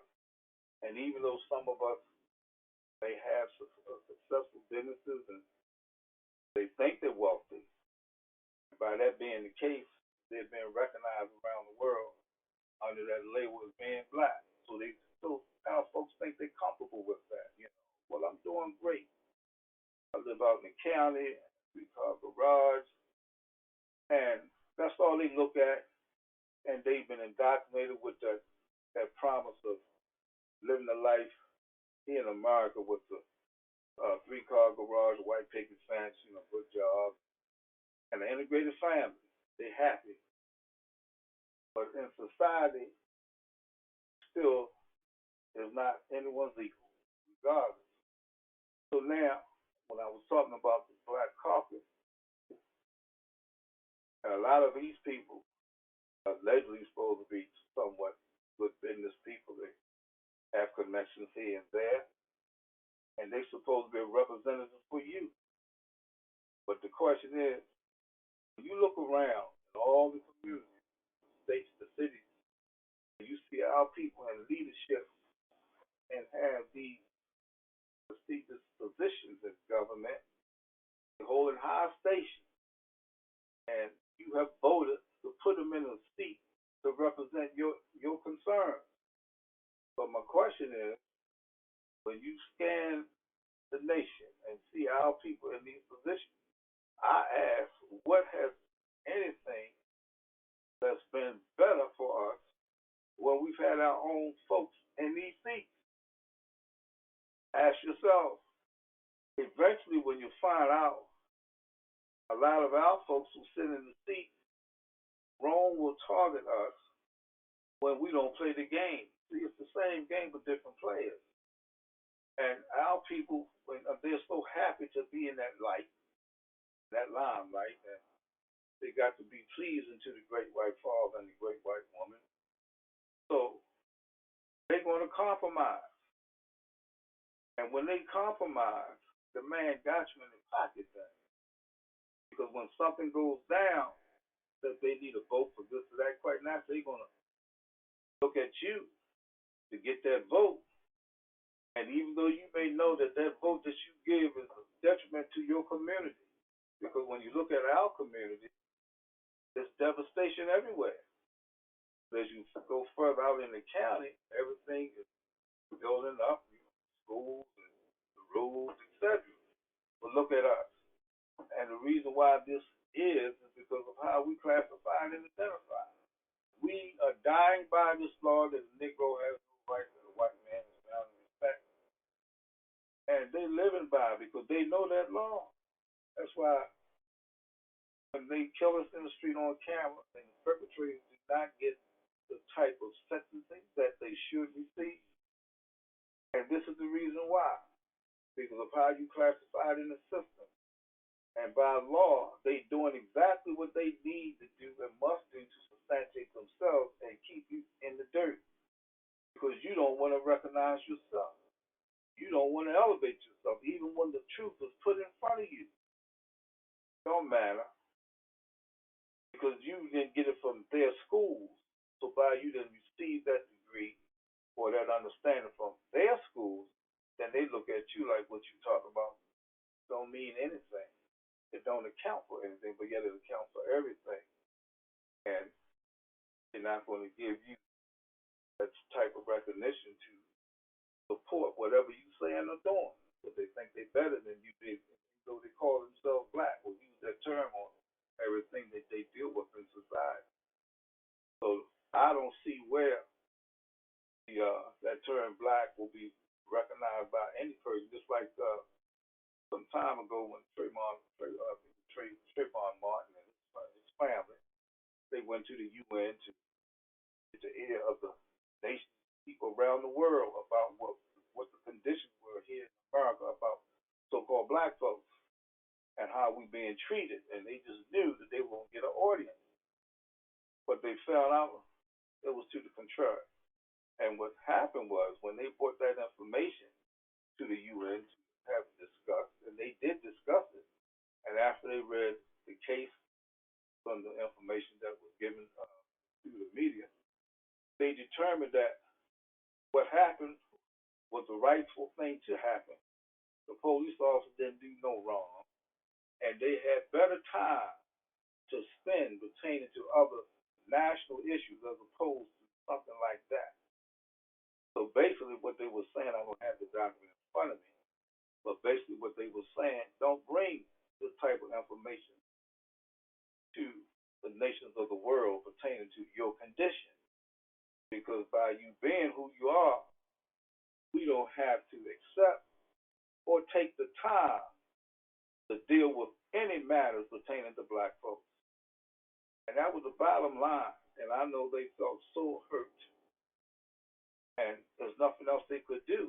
But I'm just saying that they went to the UN thinking they could get a voice and get an ear on what the situation was pertaining to us. But no, let them know exactly what's going on. And then we got to understand that why do you want to continue to call yourself black or African American? Because at one time I know when I was coming up, if somebody called you black, you had to fight. We didn't like that term. They were fighting words. But now you're black and you're proud. James Brown came with the song, Jesse Jackson, he will put the nail in the coffin when he started talking about African American. I mean, so they switching around, keeping us in a fall. And they know who we are. These so-called black leaders that we have, they know about this. Even when Jesse Jackson was running for president, we met with him, gave him a nationality card. He told us to be quiet about it. But when he went to Iran to get them brothers, he used that card. See, a lot of these things that people don't know, but all these crooks, they will get by, but they'll never get away.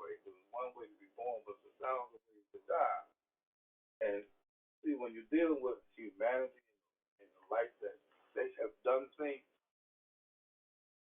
they're only building a very serious karma for themselves. So once again, dealing with this question.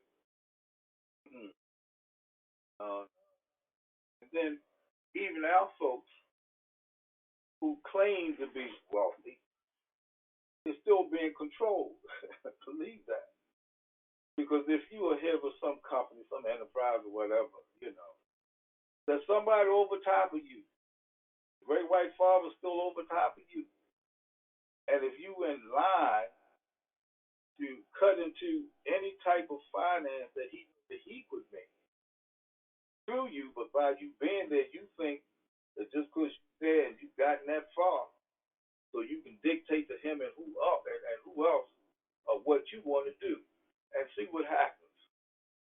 See what happens. One thing about these Europeans, they will band together, regardless of how they may treat each other in one breath, but the next breath they're going to come together when they see the position that they can be in by unifying the thought of what it is about you.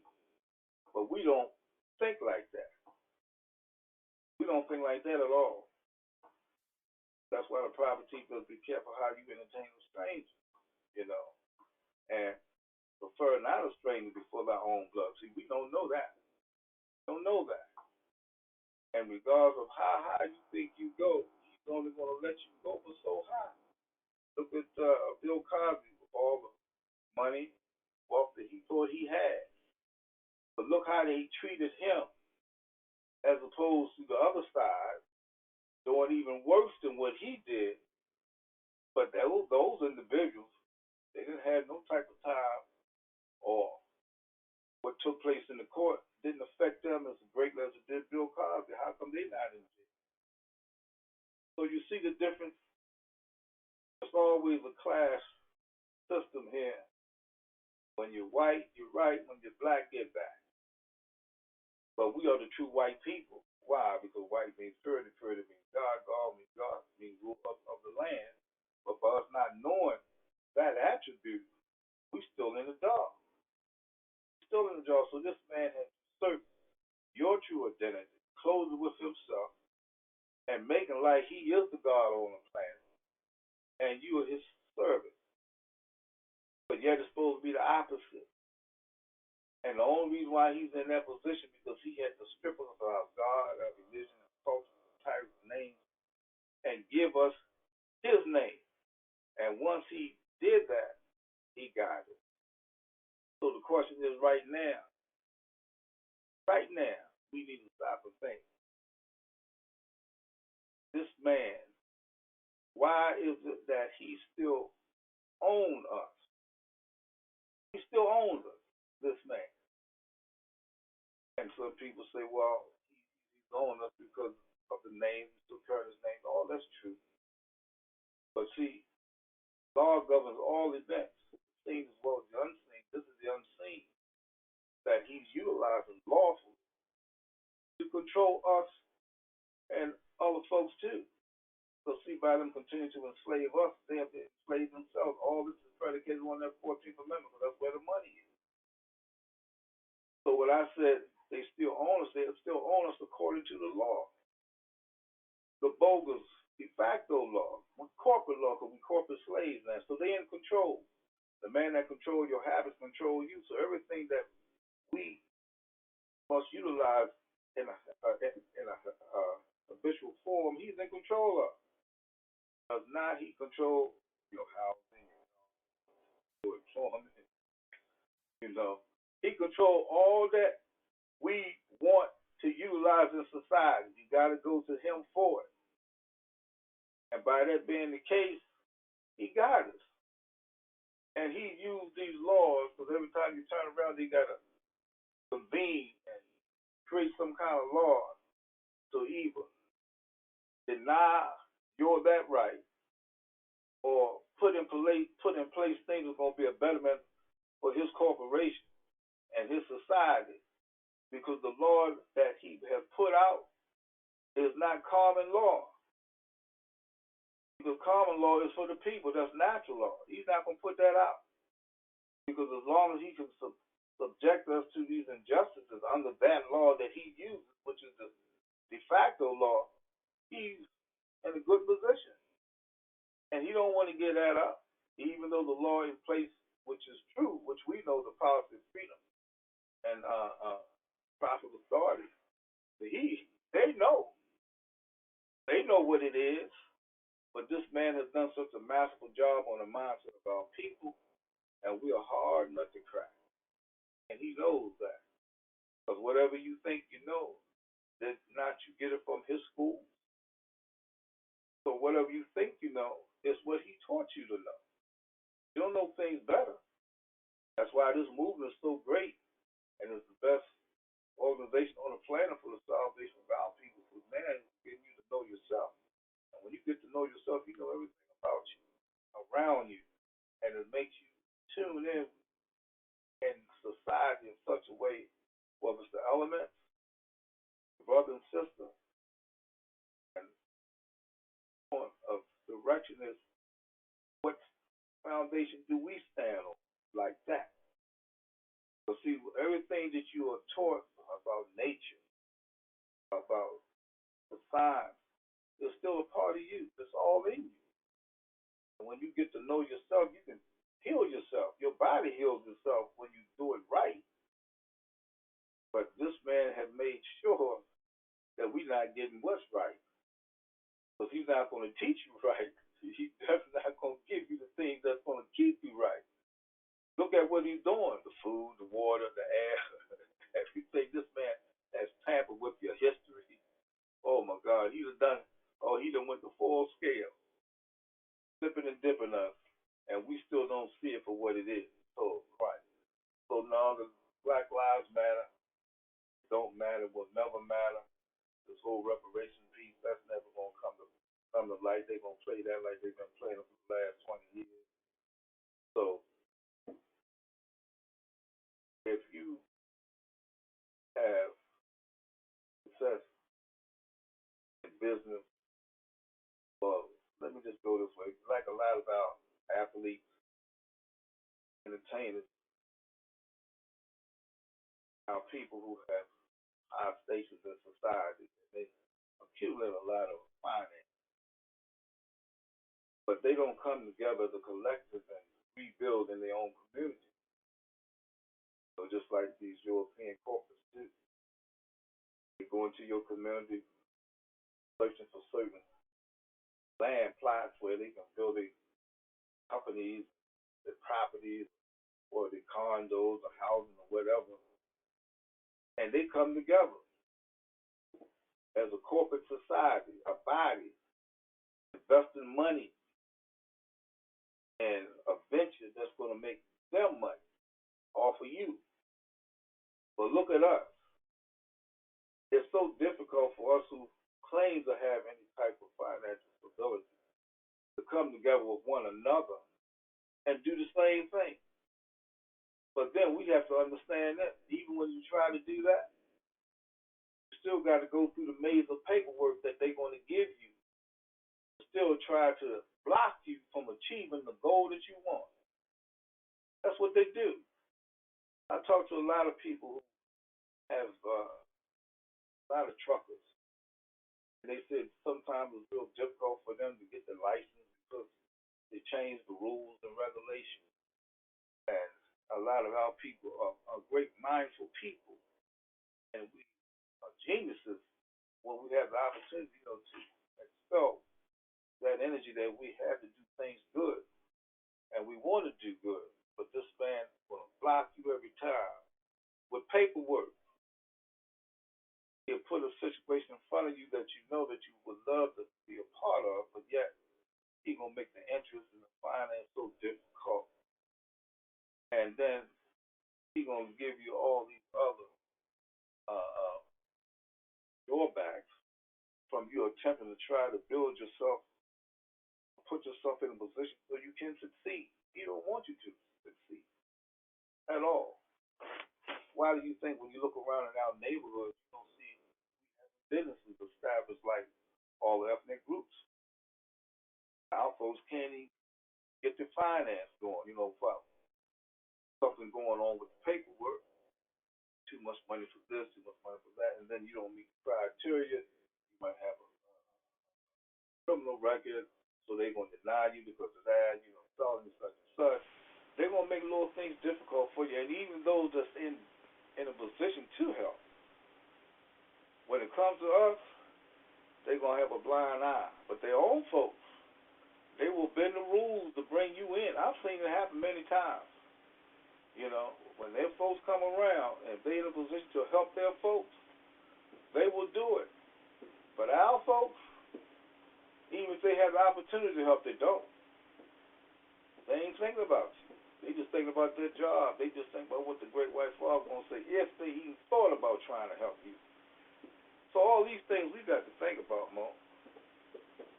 And nothing's going to change until we make the change. It's on us. We're going to have to make the change. And the only way that we can make a change, we got to enforce this law of freedom in order to substantiate what we want to do in life. You're either going to be continually be held as a slave or be free. You got laws that free you to get you from under this man's yoke, but you don't know the law that freed you. Don't have a clue on what it is. And that's what we set up to do, to educate, to teach, demonstrate exactly what it is that we must do to sustain ourselves as a nation. It's all there. So this is my take on that particular question, Mo, because, seeing what all the Mo's have demonstrated earlier, we all basically on the same point, talk about the solution to the problem. But the thing is, will you open your mind, open your ears to hear what truth really is and how it applies to the situation? It's all on us. So, that one, Mo, I'll just put a period behind that one. Islam? Islam?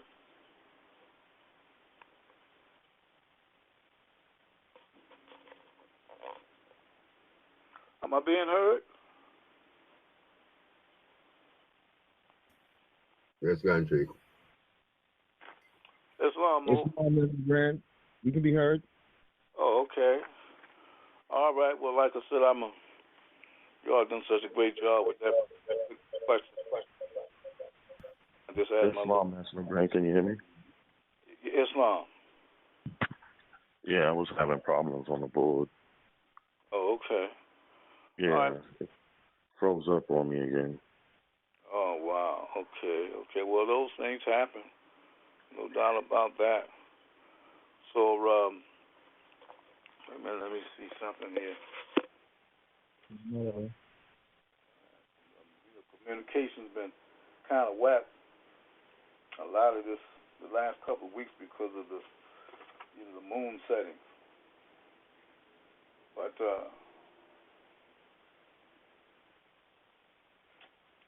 I want to deal with this second question there.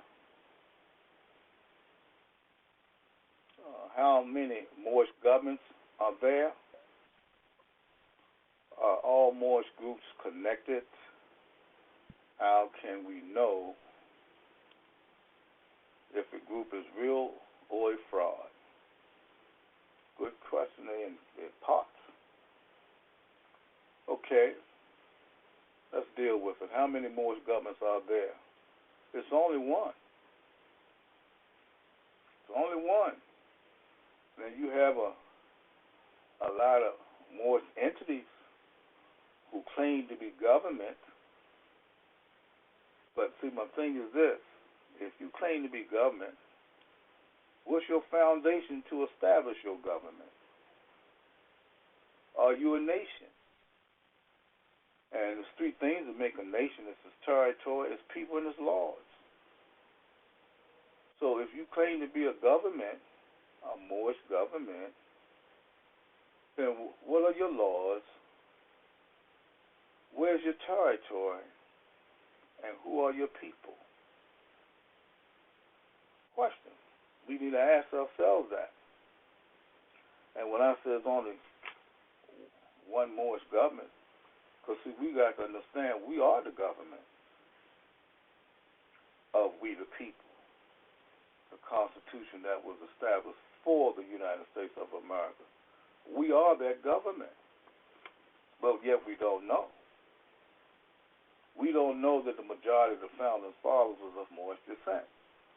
We didn't know that we already had a government in place prior to the Europeans coming here, and this whole Western territory was governed according to what was called the Great Law of Peace.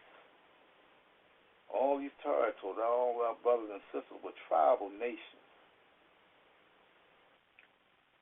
And if you're a tribal nation, you have a name, Cheyenne, Navajo, whatever, but then there's an origin for the tribe.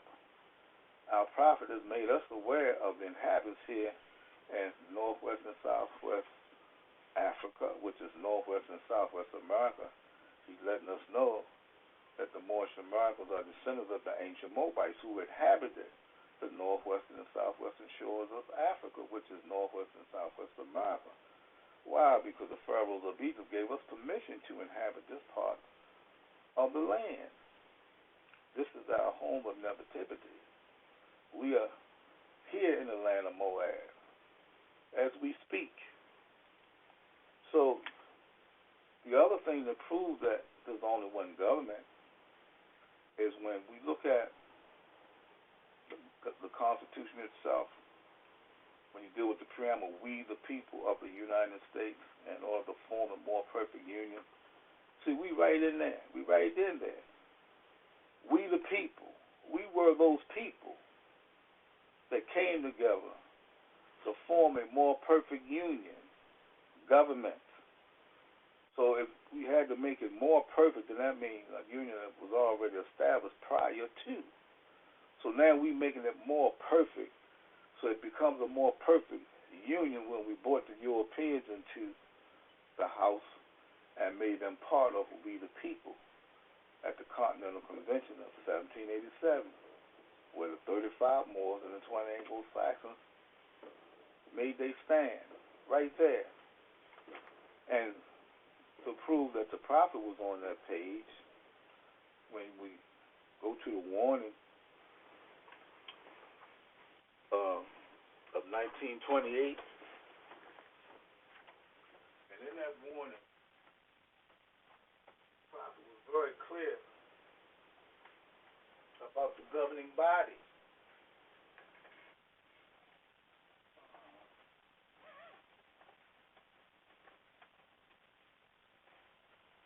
Well, let's see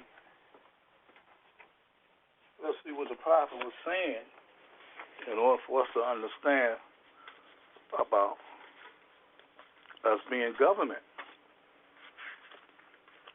When you go to the second page,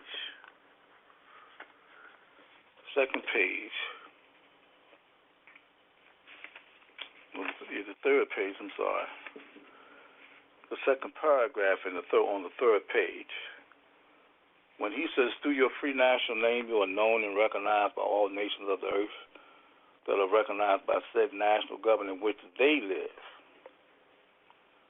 And then he come in with the 14th and 15th Amendments, and he said that those two amendments brought the North and the South in union, placing the Southern, which was at that time with the body,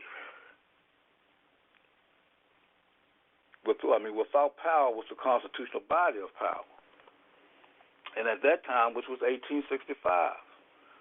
So then he says this, the key point. The free national constitutional law that was in force since 1774 declared all men equal and free. And if all men are declared by the free national constitution to be free and equal, and since that constitution has never been changed, there is no need for the application for the 14th and 15th Amendments for the salvation of our people and citizens. So now he's given the blueprint for us as well as other folks. So then the key word is the free national constitution. And what is the free national constitution? Your governmental foundation, which is the first 7 articles. The free national constitution, which is the organic constitution, So we can start there. And then you look at one government with two jurisdictions. The dollar bill explains that when you got two symbols, the pyramid to the left, which represents we the creditors, and the eagle, which should be the fingers, they to the right, and they the debtors. And everything is encrusted in 13. One government, two jurisdictions. So why is that? Remember, we brought these Europeans into our house and made them a part of it. They studied us, watched us, then they flipped us. So when the states became corporate in 1871, according to the Act, then that's when we all became corporate slaves all over again. But they laid the foundation to establish that with the 14th Amendment in 1868. So you see how they're moving. But now, when you deal with Act 6, to show you that it is the one government, right? When our prophet made us aware, when he said that we are part and partial of this said government, he's letting you know something right there. We are part and partial of what? The said government. And he's letting you know that there's one government. One government, the said government. He's taking you back, and also to correlate on your nationality card, he said that I am a citizen of the U period, S period, A period, Prophet Noble Drew Ali. So you coming through his door of authority, under his divine authority, and he has brought us back to the said government, U period, S period, A period. That's the said government. He's taking you back when you come through his authority, deal with the constitutional fold, to bring forth your position of governance as being a citizen. Not up under the de facto side, which is the 13th, 14th, and 15th Amendments, but with your natural law side, which is the 13th Amendment with two sections. The 13th Amendment with 20 sections. And then you have the Emancipation Proclamation that amendment enforces along with the Free National Constitution. So all this validates the fact that it's one government. One government. One government. Now, you have a lot of Moors out here, like I stated earlier. They don't want to recognize Noble Drew Ali as that figure of authority. So, those that are on that page, I ask the question, if you say that you are a government, and that's what you think you are, then my question is, your head administrator of your community now, did he or she bring you your flag? Did he or she bring you your charter? Did he or she bring you your titles to your vast estate, which is the Inland Bay? Did he or she register themselves with the government according to divine authority as the prophet of all so-called black folks that the government recognized? Did your administrator bring you any of that? And I know they didn't, so all honor is due Prophet Noble Drew Ali, because he's the only man who was divinely prepared and sent to us to redeem us from what? Our sinful ways. He fulfilled the prophecy. The first shall be last, and the last shall be first. We was first. Then we became last. Why? Because we strayed at the gods of Europe. Oh, yes, we did. And we served these strangers. And by us doing that, we have defiled our connection to our God. And these gods of Europe, we didn't know nothing about them. But yet our God gave us the prophets of old, and every time our people get in discourse, our Creator will send a prophet to us, always to his people, to wake them up, to make them realize that you have a God who loves you, And to prove that he does love, he sends a prophet to wake you up, to make you aware that there is a God, there's one God, and that God looks like you. You don't need an idol. You don't need to go over to this man, that man, and hear that verbiage. The laws were very pronounced and profound that was given, but yet you still have the will to choose. So we need to think about that. And the only way, well, I'll put it this way, pertaining to the questions, the other part of that question was, are all Moorish groups connected? Well, they're connected to their descent nature. But as I just stated, if they want to be truly connected, then they must proclaim the nationality according to the thought of Prophet Noble Drew Ali, especially when it reads in Act 6 with us, all members. So if you're outside the circle, you're not a member. So if you're not a member up under the divine authority of Noble Drew Ali, then you're going to have a problem. You're doing something for yourself. So you gather some folks and you give them a spill of ideology, and it sounds sweet, and they don't want to be connected to no prophet. They don't even want to deal with the term more, so they're listening to you. But are you recognized in government by all other governments? Are you recognized? No, you're not.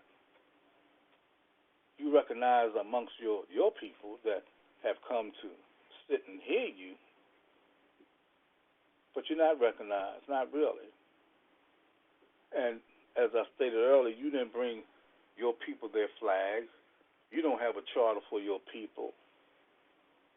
You didn't bring them titles to their vast estate. You didn't bring them their nationality and birthright. You didn't do none of that.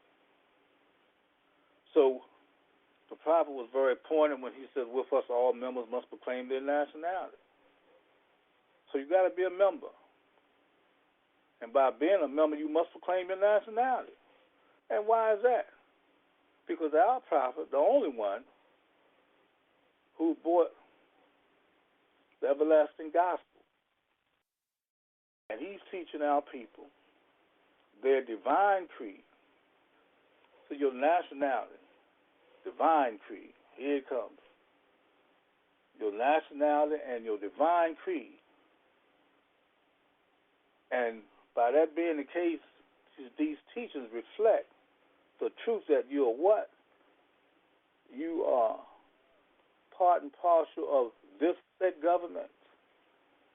And to know that you were never negroes, colored folks, black people, or Ethiopians because of these names. These were branded names, and they were given to the slaves by the slaveholders in 1779 and lasted until 1865 during the time of slavery. So that's why it's a new era of time now, because Noble Drew Ali was divinely prepared and sent to us to fulfill the prophecy. The first will be last, the last will be first. So now we're first.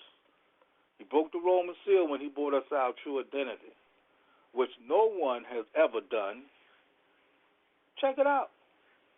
Ask your professors, your doctors, your people of learning, skills, and so-called education. Ask them. Ask them in an intelligent tone, just who am I, sir? You're a history major. Well, give me the history about our folks. And if you can give me that history, then you know who we are as a people. See what you get. See what kind of answer you get from these professors that you revere in these schools. Black history. No such thing as black history. All what you get in school about blackness is made up. It's made up. They've taken bits and pieces of your history and twisted it, put another spin to it, put a name to it, and taught you that this is you. I'm the teacher, I'm the boss, I'm the master, so you're going to listen. And whatever school you go into, I'm in control of it. I'm in control of the books that you read, the lessons that be taught. I'm in control. This is what they convene to talk about. And especially when it comes down to us. They don't want us to rise, but yet we're going to rise, and we are rising. Yes, we are, because this is an electrified age. But we're rising all right, no doubt. So, like I'm saying, it's only the one government. Then you ask these folks who posed this question. Pose the question. If they ask them how many Moorish governments are there, and if you are involved with a government that claims to be the government, then ask them certain things. Ask them where the charter is, where the flag is, how they register. How they register. And ask them, if you say you're a government, then you must have some territory to support that. Where is it? Ask them those questions and see what kind of response you get. See what kind of response you get. Can't you see our prophet Noble Dryly is a man of the hour? No one has done what he has done for the people, not a soul. All of our leaders can only talk black talk, colored talk, Negro talk, now African American talk. And what kind of talk is that? That ain't nothing but talk. Does it have substance to it? Please. Then they tell you that you're 3/5 of a human being. Where is that at? They ain't confused about that. Oh, the Constitution said we 3/5 of a human being. I don't see where it says that in there. It says 3/5 of all other persons. They dealing with the enumeration for tax apportionment. Don't say you 3/5 of a person. It says all other persons. That would deal with the taxes. Apportionment. That's what that was all about. But see how we take words and twist it?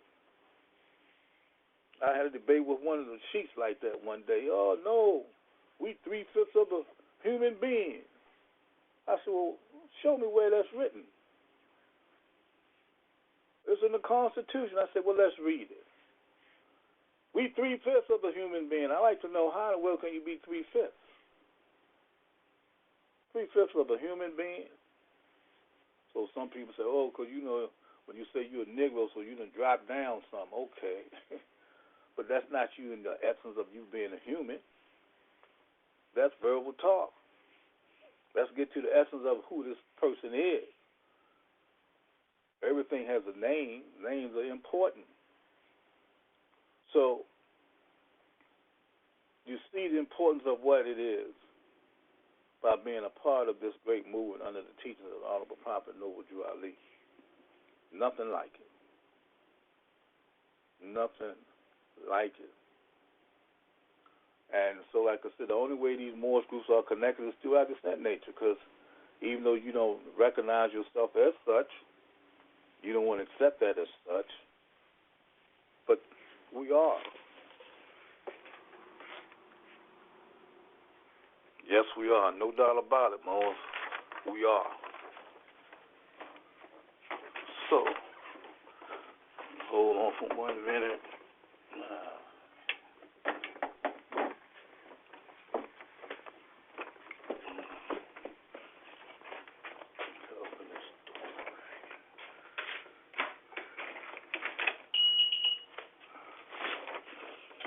Okay. So you see, the way I was going with this, to see the importance of what we have, and we're so blessed to have it. And then another part of this question is, what if you are another nationality? Well, if you're another nationality, you have your nationality. But let's deal with that. Well, now we know people come in from other countries, and they come here to become citizens. they have their nationalities, right? So why do you think that proclaiming your nationality is very important? Because our prophet, once again, going back to the warning, page 2, paragraph 3, when our prophet says that he loves his people and he desires their unity and hears back to their own free national divine standard. Because day by day, they've been violating the national and constitutional laws of their government by claiming the principles. Excuse me, y'all. The door is open.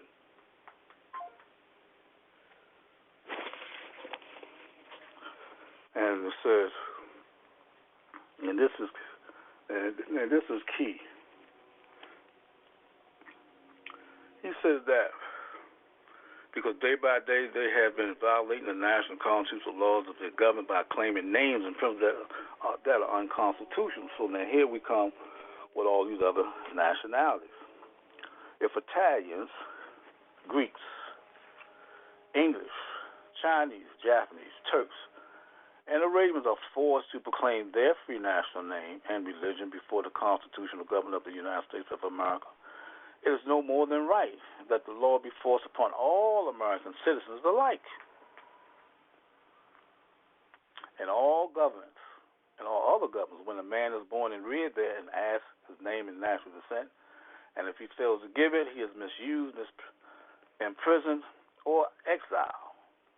And any group of people that fails to answer up to the constitutional standards of law by name and principles, because to be a citizen of any government, you must claim your national name, descent, because they place their trust upon issue and names that they are not a part of and partial of, and neither were they formed by their forefathers. So, when these foreigners come into this country, these immigrants, they got to proclaim their nationality if they want to be a citizen here. But then they got to proclaim it up under what? The 14th Amendment. So once they do that, they're corporate slaves in this government. So they have a naturalization process. I believe it's once a year. I can't remember how many times, but yeah, they got to take that oath under the 14th Amendment to become a U.S. citizen. And once you become a U.S. citizen, then you're subject to the jurisdiction thereof. So that's where we are. Those that have other nationalities or even race. Now you have Asiatics that don't want to identify as Moorish. And the question was, if they don't want to be identified as Moorish, does these policies apply? Well, the policies apply, but you still got to be right in the paperwork. Certain procedures you must satisfy in order for you to be recognized. And if you say you're a Moor, but you don't want to come up under Noble Dry Lee, you're Asiatic, okay. Well, then validate your status in government with the paperwork. What paperwork are you using to satisfy your position in society? Ask yourself and see how that's going to work for you. Now, even when it comes down to a lot of our native brothers and sisters who call themselves Indians, they're on these reservations and they're getting a little finance here and there, some of them. And a lot of them are the light olive ones, like the $5 ones, who look like they're Europeans, but yet they're going to claim to be you so they can get the finance on your behalf. And the dark, true native-born Asiatics who call themselves Indians, they have a hard time being accepted because they're dark. And then with the government roles, they don't get the type of finance and they don't position themselves where they can be self-sustaining.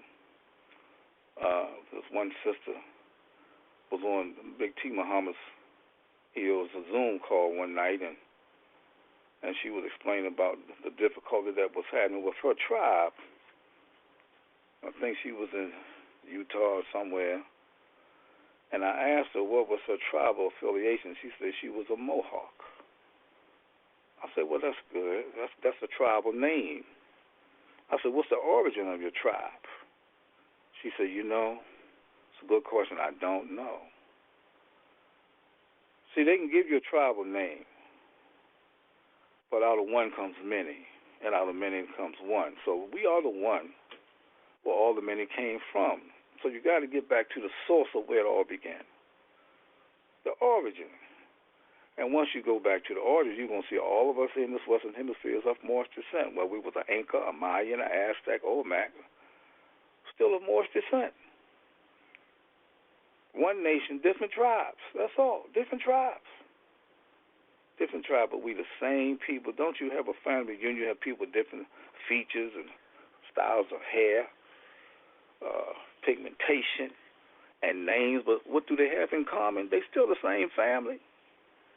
So we got to look at this one a stretch. Stretch it out. So wherever you go on the planet, you're going to see a part of you. But the benefit of knowing you is when you see other folks that look like you. Then you can really connect the dot, because you have a natural descent name that can correlate with theirs. But if you say you black, which is an adjective, how does that fit with the nouns?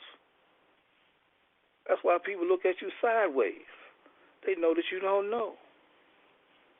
So you see the significance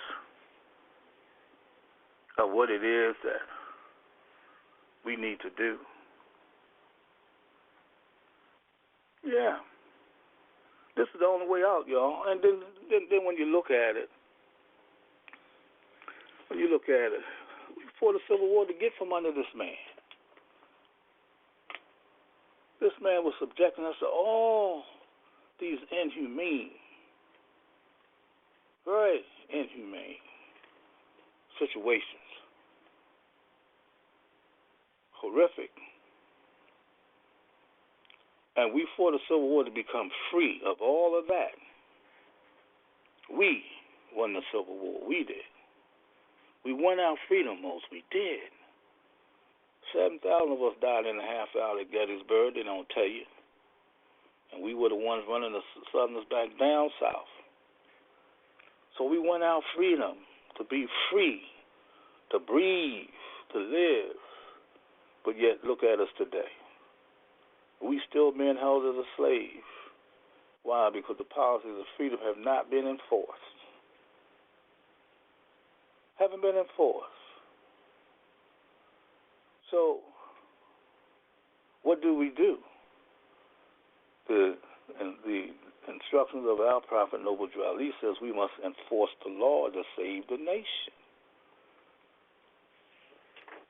So all of us in this great movement, we have a law and history class, and have the school, great instructors, and our students are beginning to wake up to what it is as opposed to what it wasn't, because a lot of what you thought is isn't, and what isn't is. We free, but you don't know the law that freed you. And if you really did, we wouldn't be subjecting ourselves to all of what's taking place in society. Two main evils is the lack of social stability and the lack of economic security. This policy of freedom, they all out on the table for you. It's there for your taking if you want it.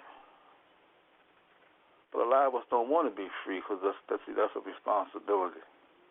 We don't want that.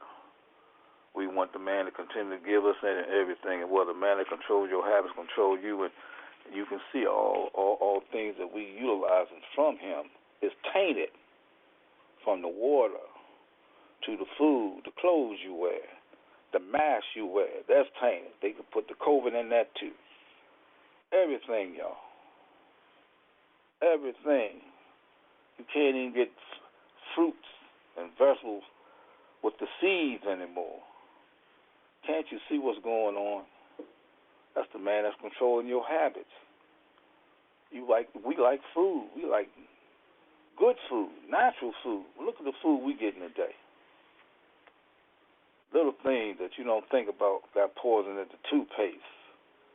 You know, the foods that the cereals and everything. This man have found a way to chemicalize everything that we utilize in society to slow us down, to kill us off slowly, because he's in control. Why? Because he controls your habits. But here it is on this side. You have an opportunity to do you. If you want to grow your crops on your land up under the thought of noble dry leaf, this man can't come into your land and tell you you can't grow this or that. You got to follow his rules. When you come in this way, you have negated his rule, because he's up under the 14th Amendment. Prophecy, that don't apply to us. So the question is, what does? Emancipation Proclamation, the Enforcement Amendment is the 13th Amendment with the 20 sections. That enforces it all. And the charter that we have eliminates his jurisdictional activity pertaining to us. We are our own creators. He is the imitator. So we got good creative minds that we don't use, because if we use it, and whatever you're going to do with it, you got to go to him to get sanction. Then he will take your mind thought, if it's something that's going to be a benefit pocket-wise for him, he's going to pay you off and take your idea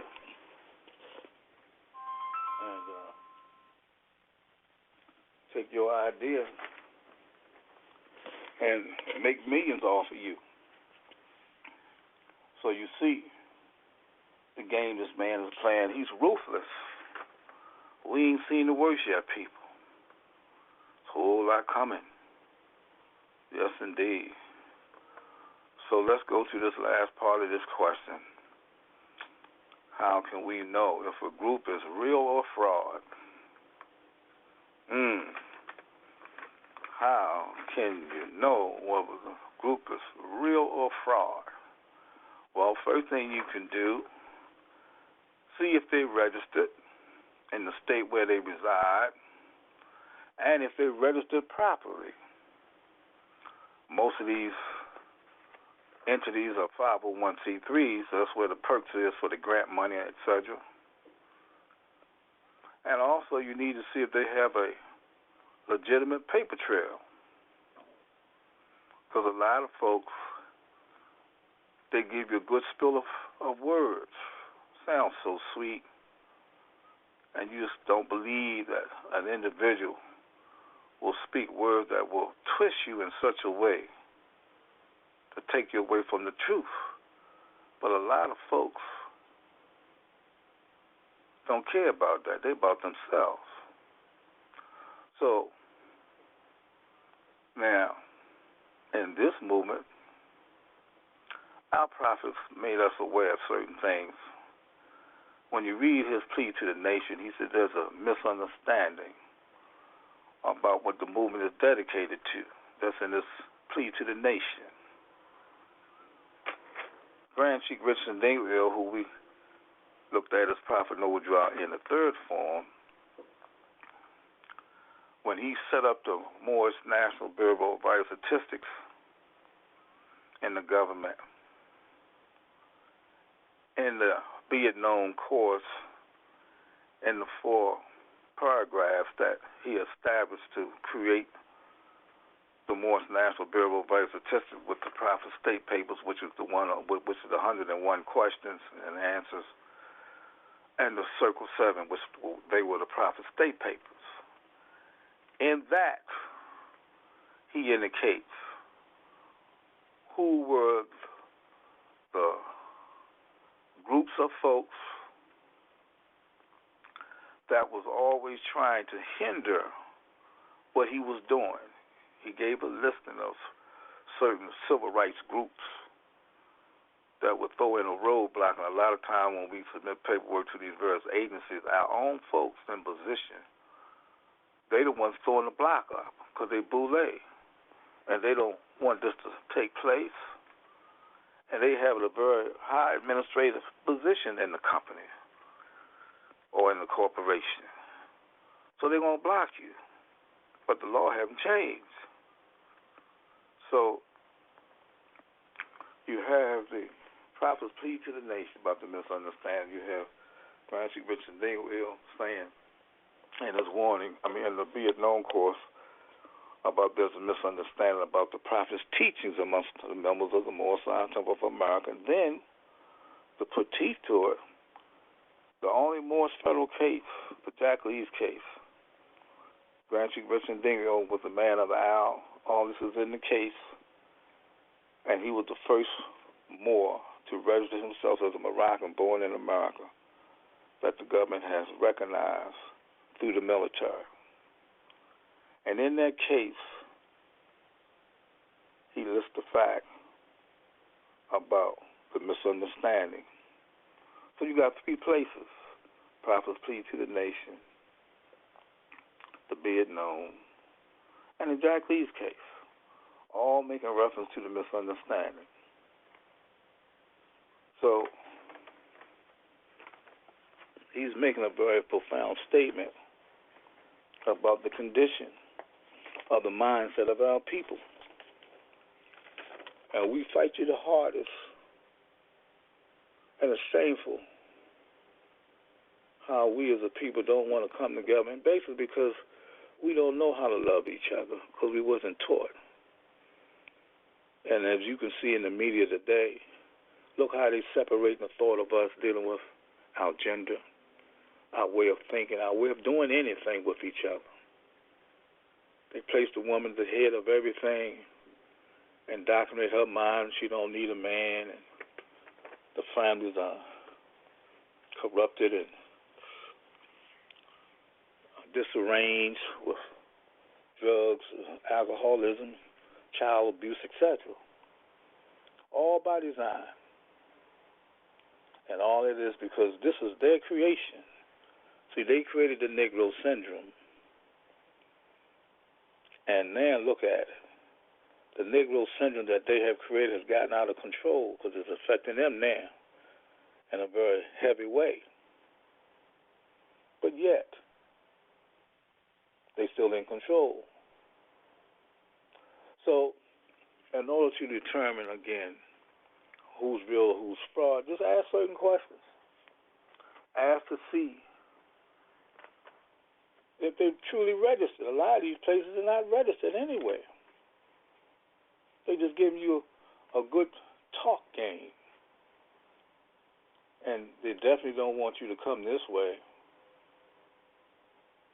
But most, we got so much truth we have so much proof for our truth. And a lot of these Moors know that. They're doing our calls. They cut and paste information. And then they don't give us the credit for it. They take our information and fuse it into whatever they demonstrate and make like it's all coming from their head, if you will, or something that was a part of their establishment that they want certain people to digest. And so quite naturally, they're not going to let you know where it came from. But we see our wordings and certain points of view out there that these Moors didn't have a clue on what it's all about and still don't. But nevertheless, it is what it is. The law governs all events. The seen and the unseen. So this is the unseen piece of law that we didn't know about until the coming of our prophet, Noble Drew Ali, who broke the Roman seal when he brought us our nationality and birthright. So we should be very thankful and blessed for which we are to be in this movement, be in this house of love, this organization, no doubt. So I'm looking at the time, so I'll put a period behind my conversation, Brother Cornelius Sanders Bay, and I'll just zip my lip for the night, trusting that everyone has hopefully taken some notes from what everything was said from our noble brothers and sisters. Like I said, I really appreciate them all. I do. And we just need to take time with each other more and realize what's on us. We need one another. As our prophet said, divided we fall. In unity we have the strength. So we got to put our minds in such a position to realize what unity really represents and how it applies to the things we want to do for each other.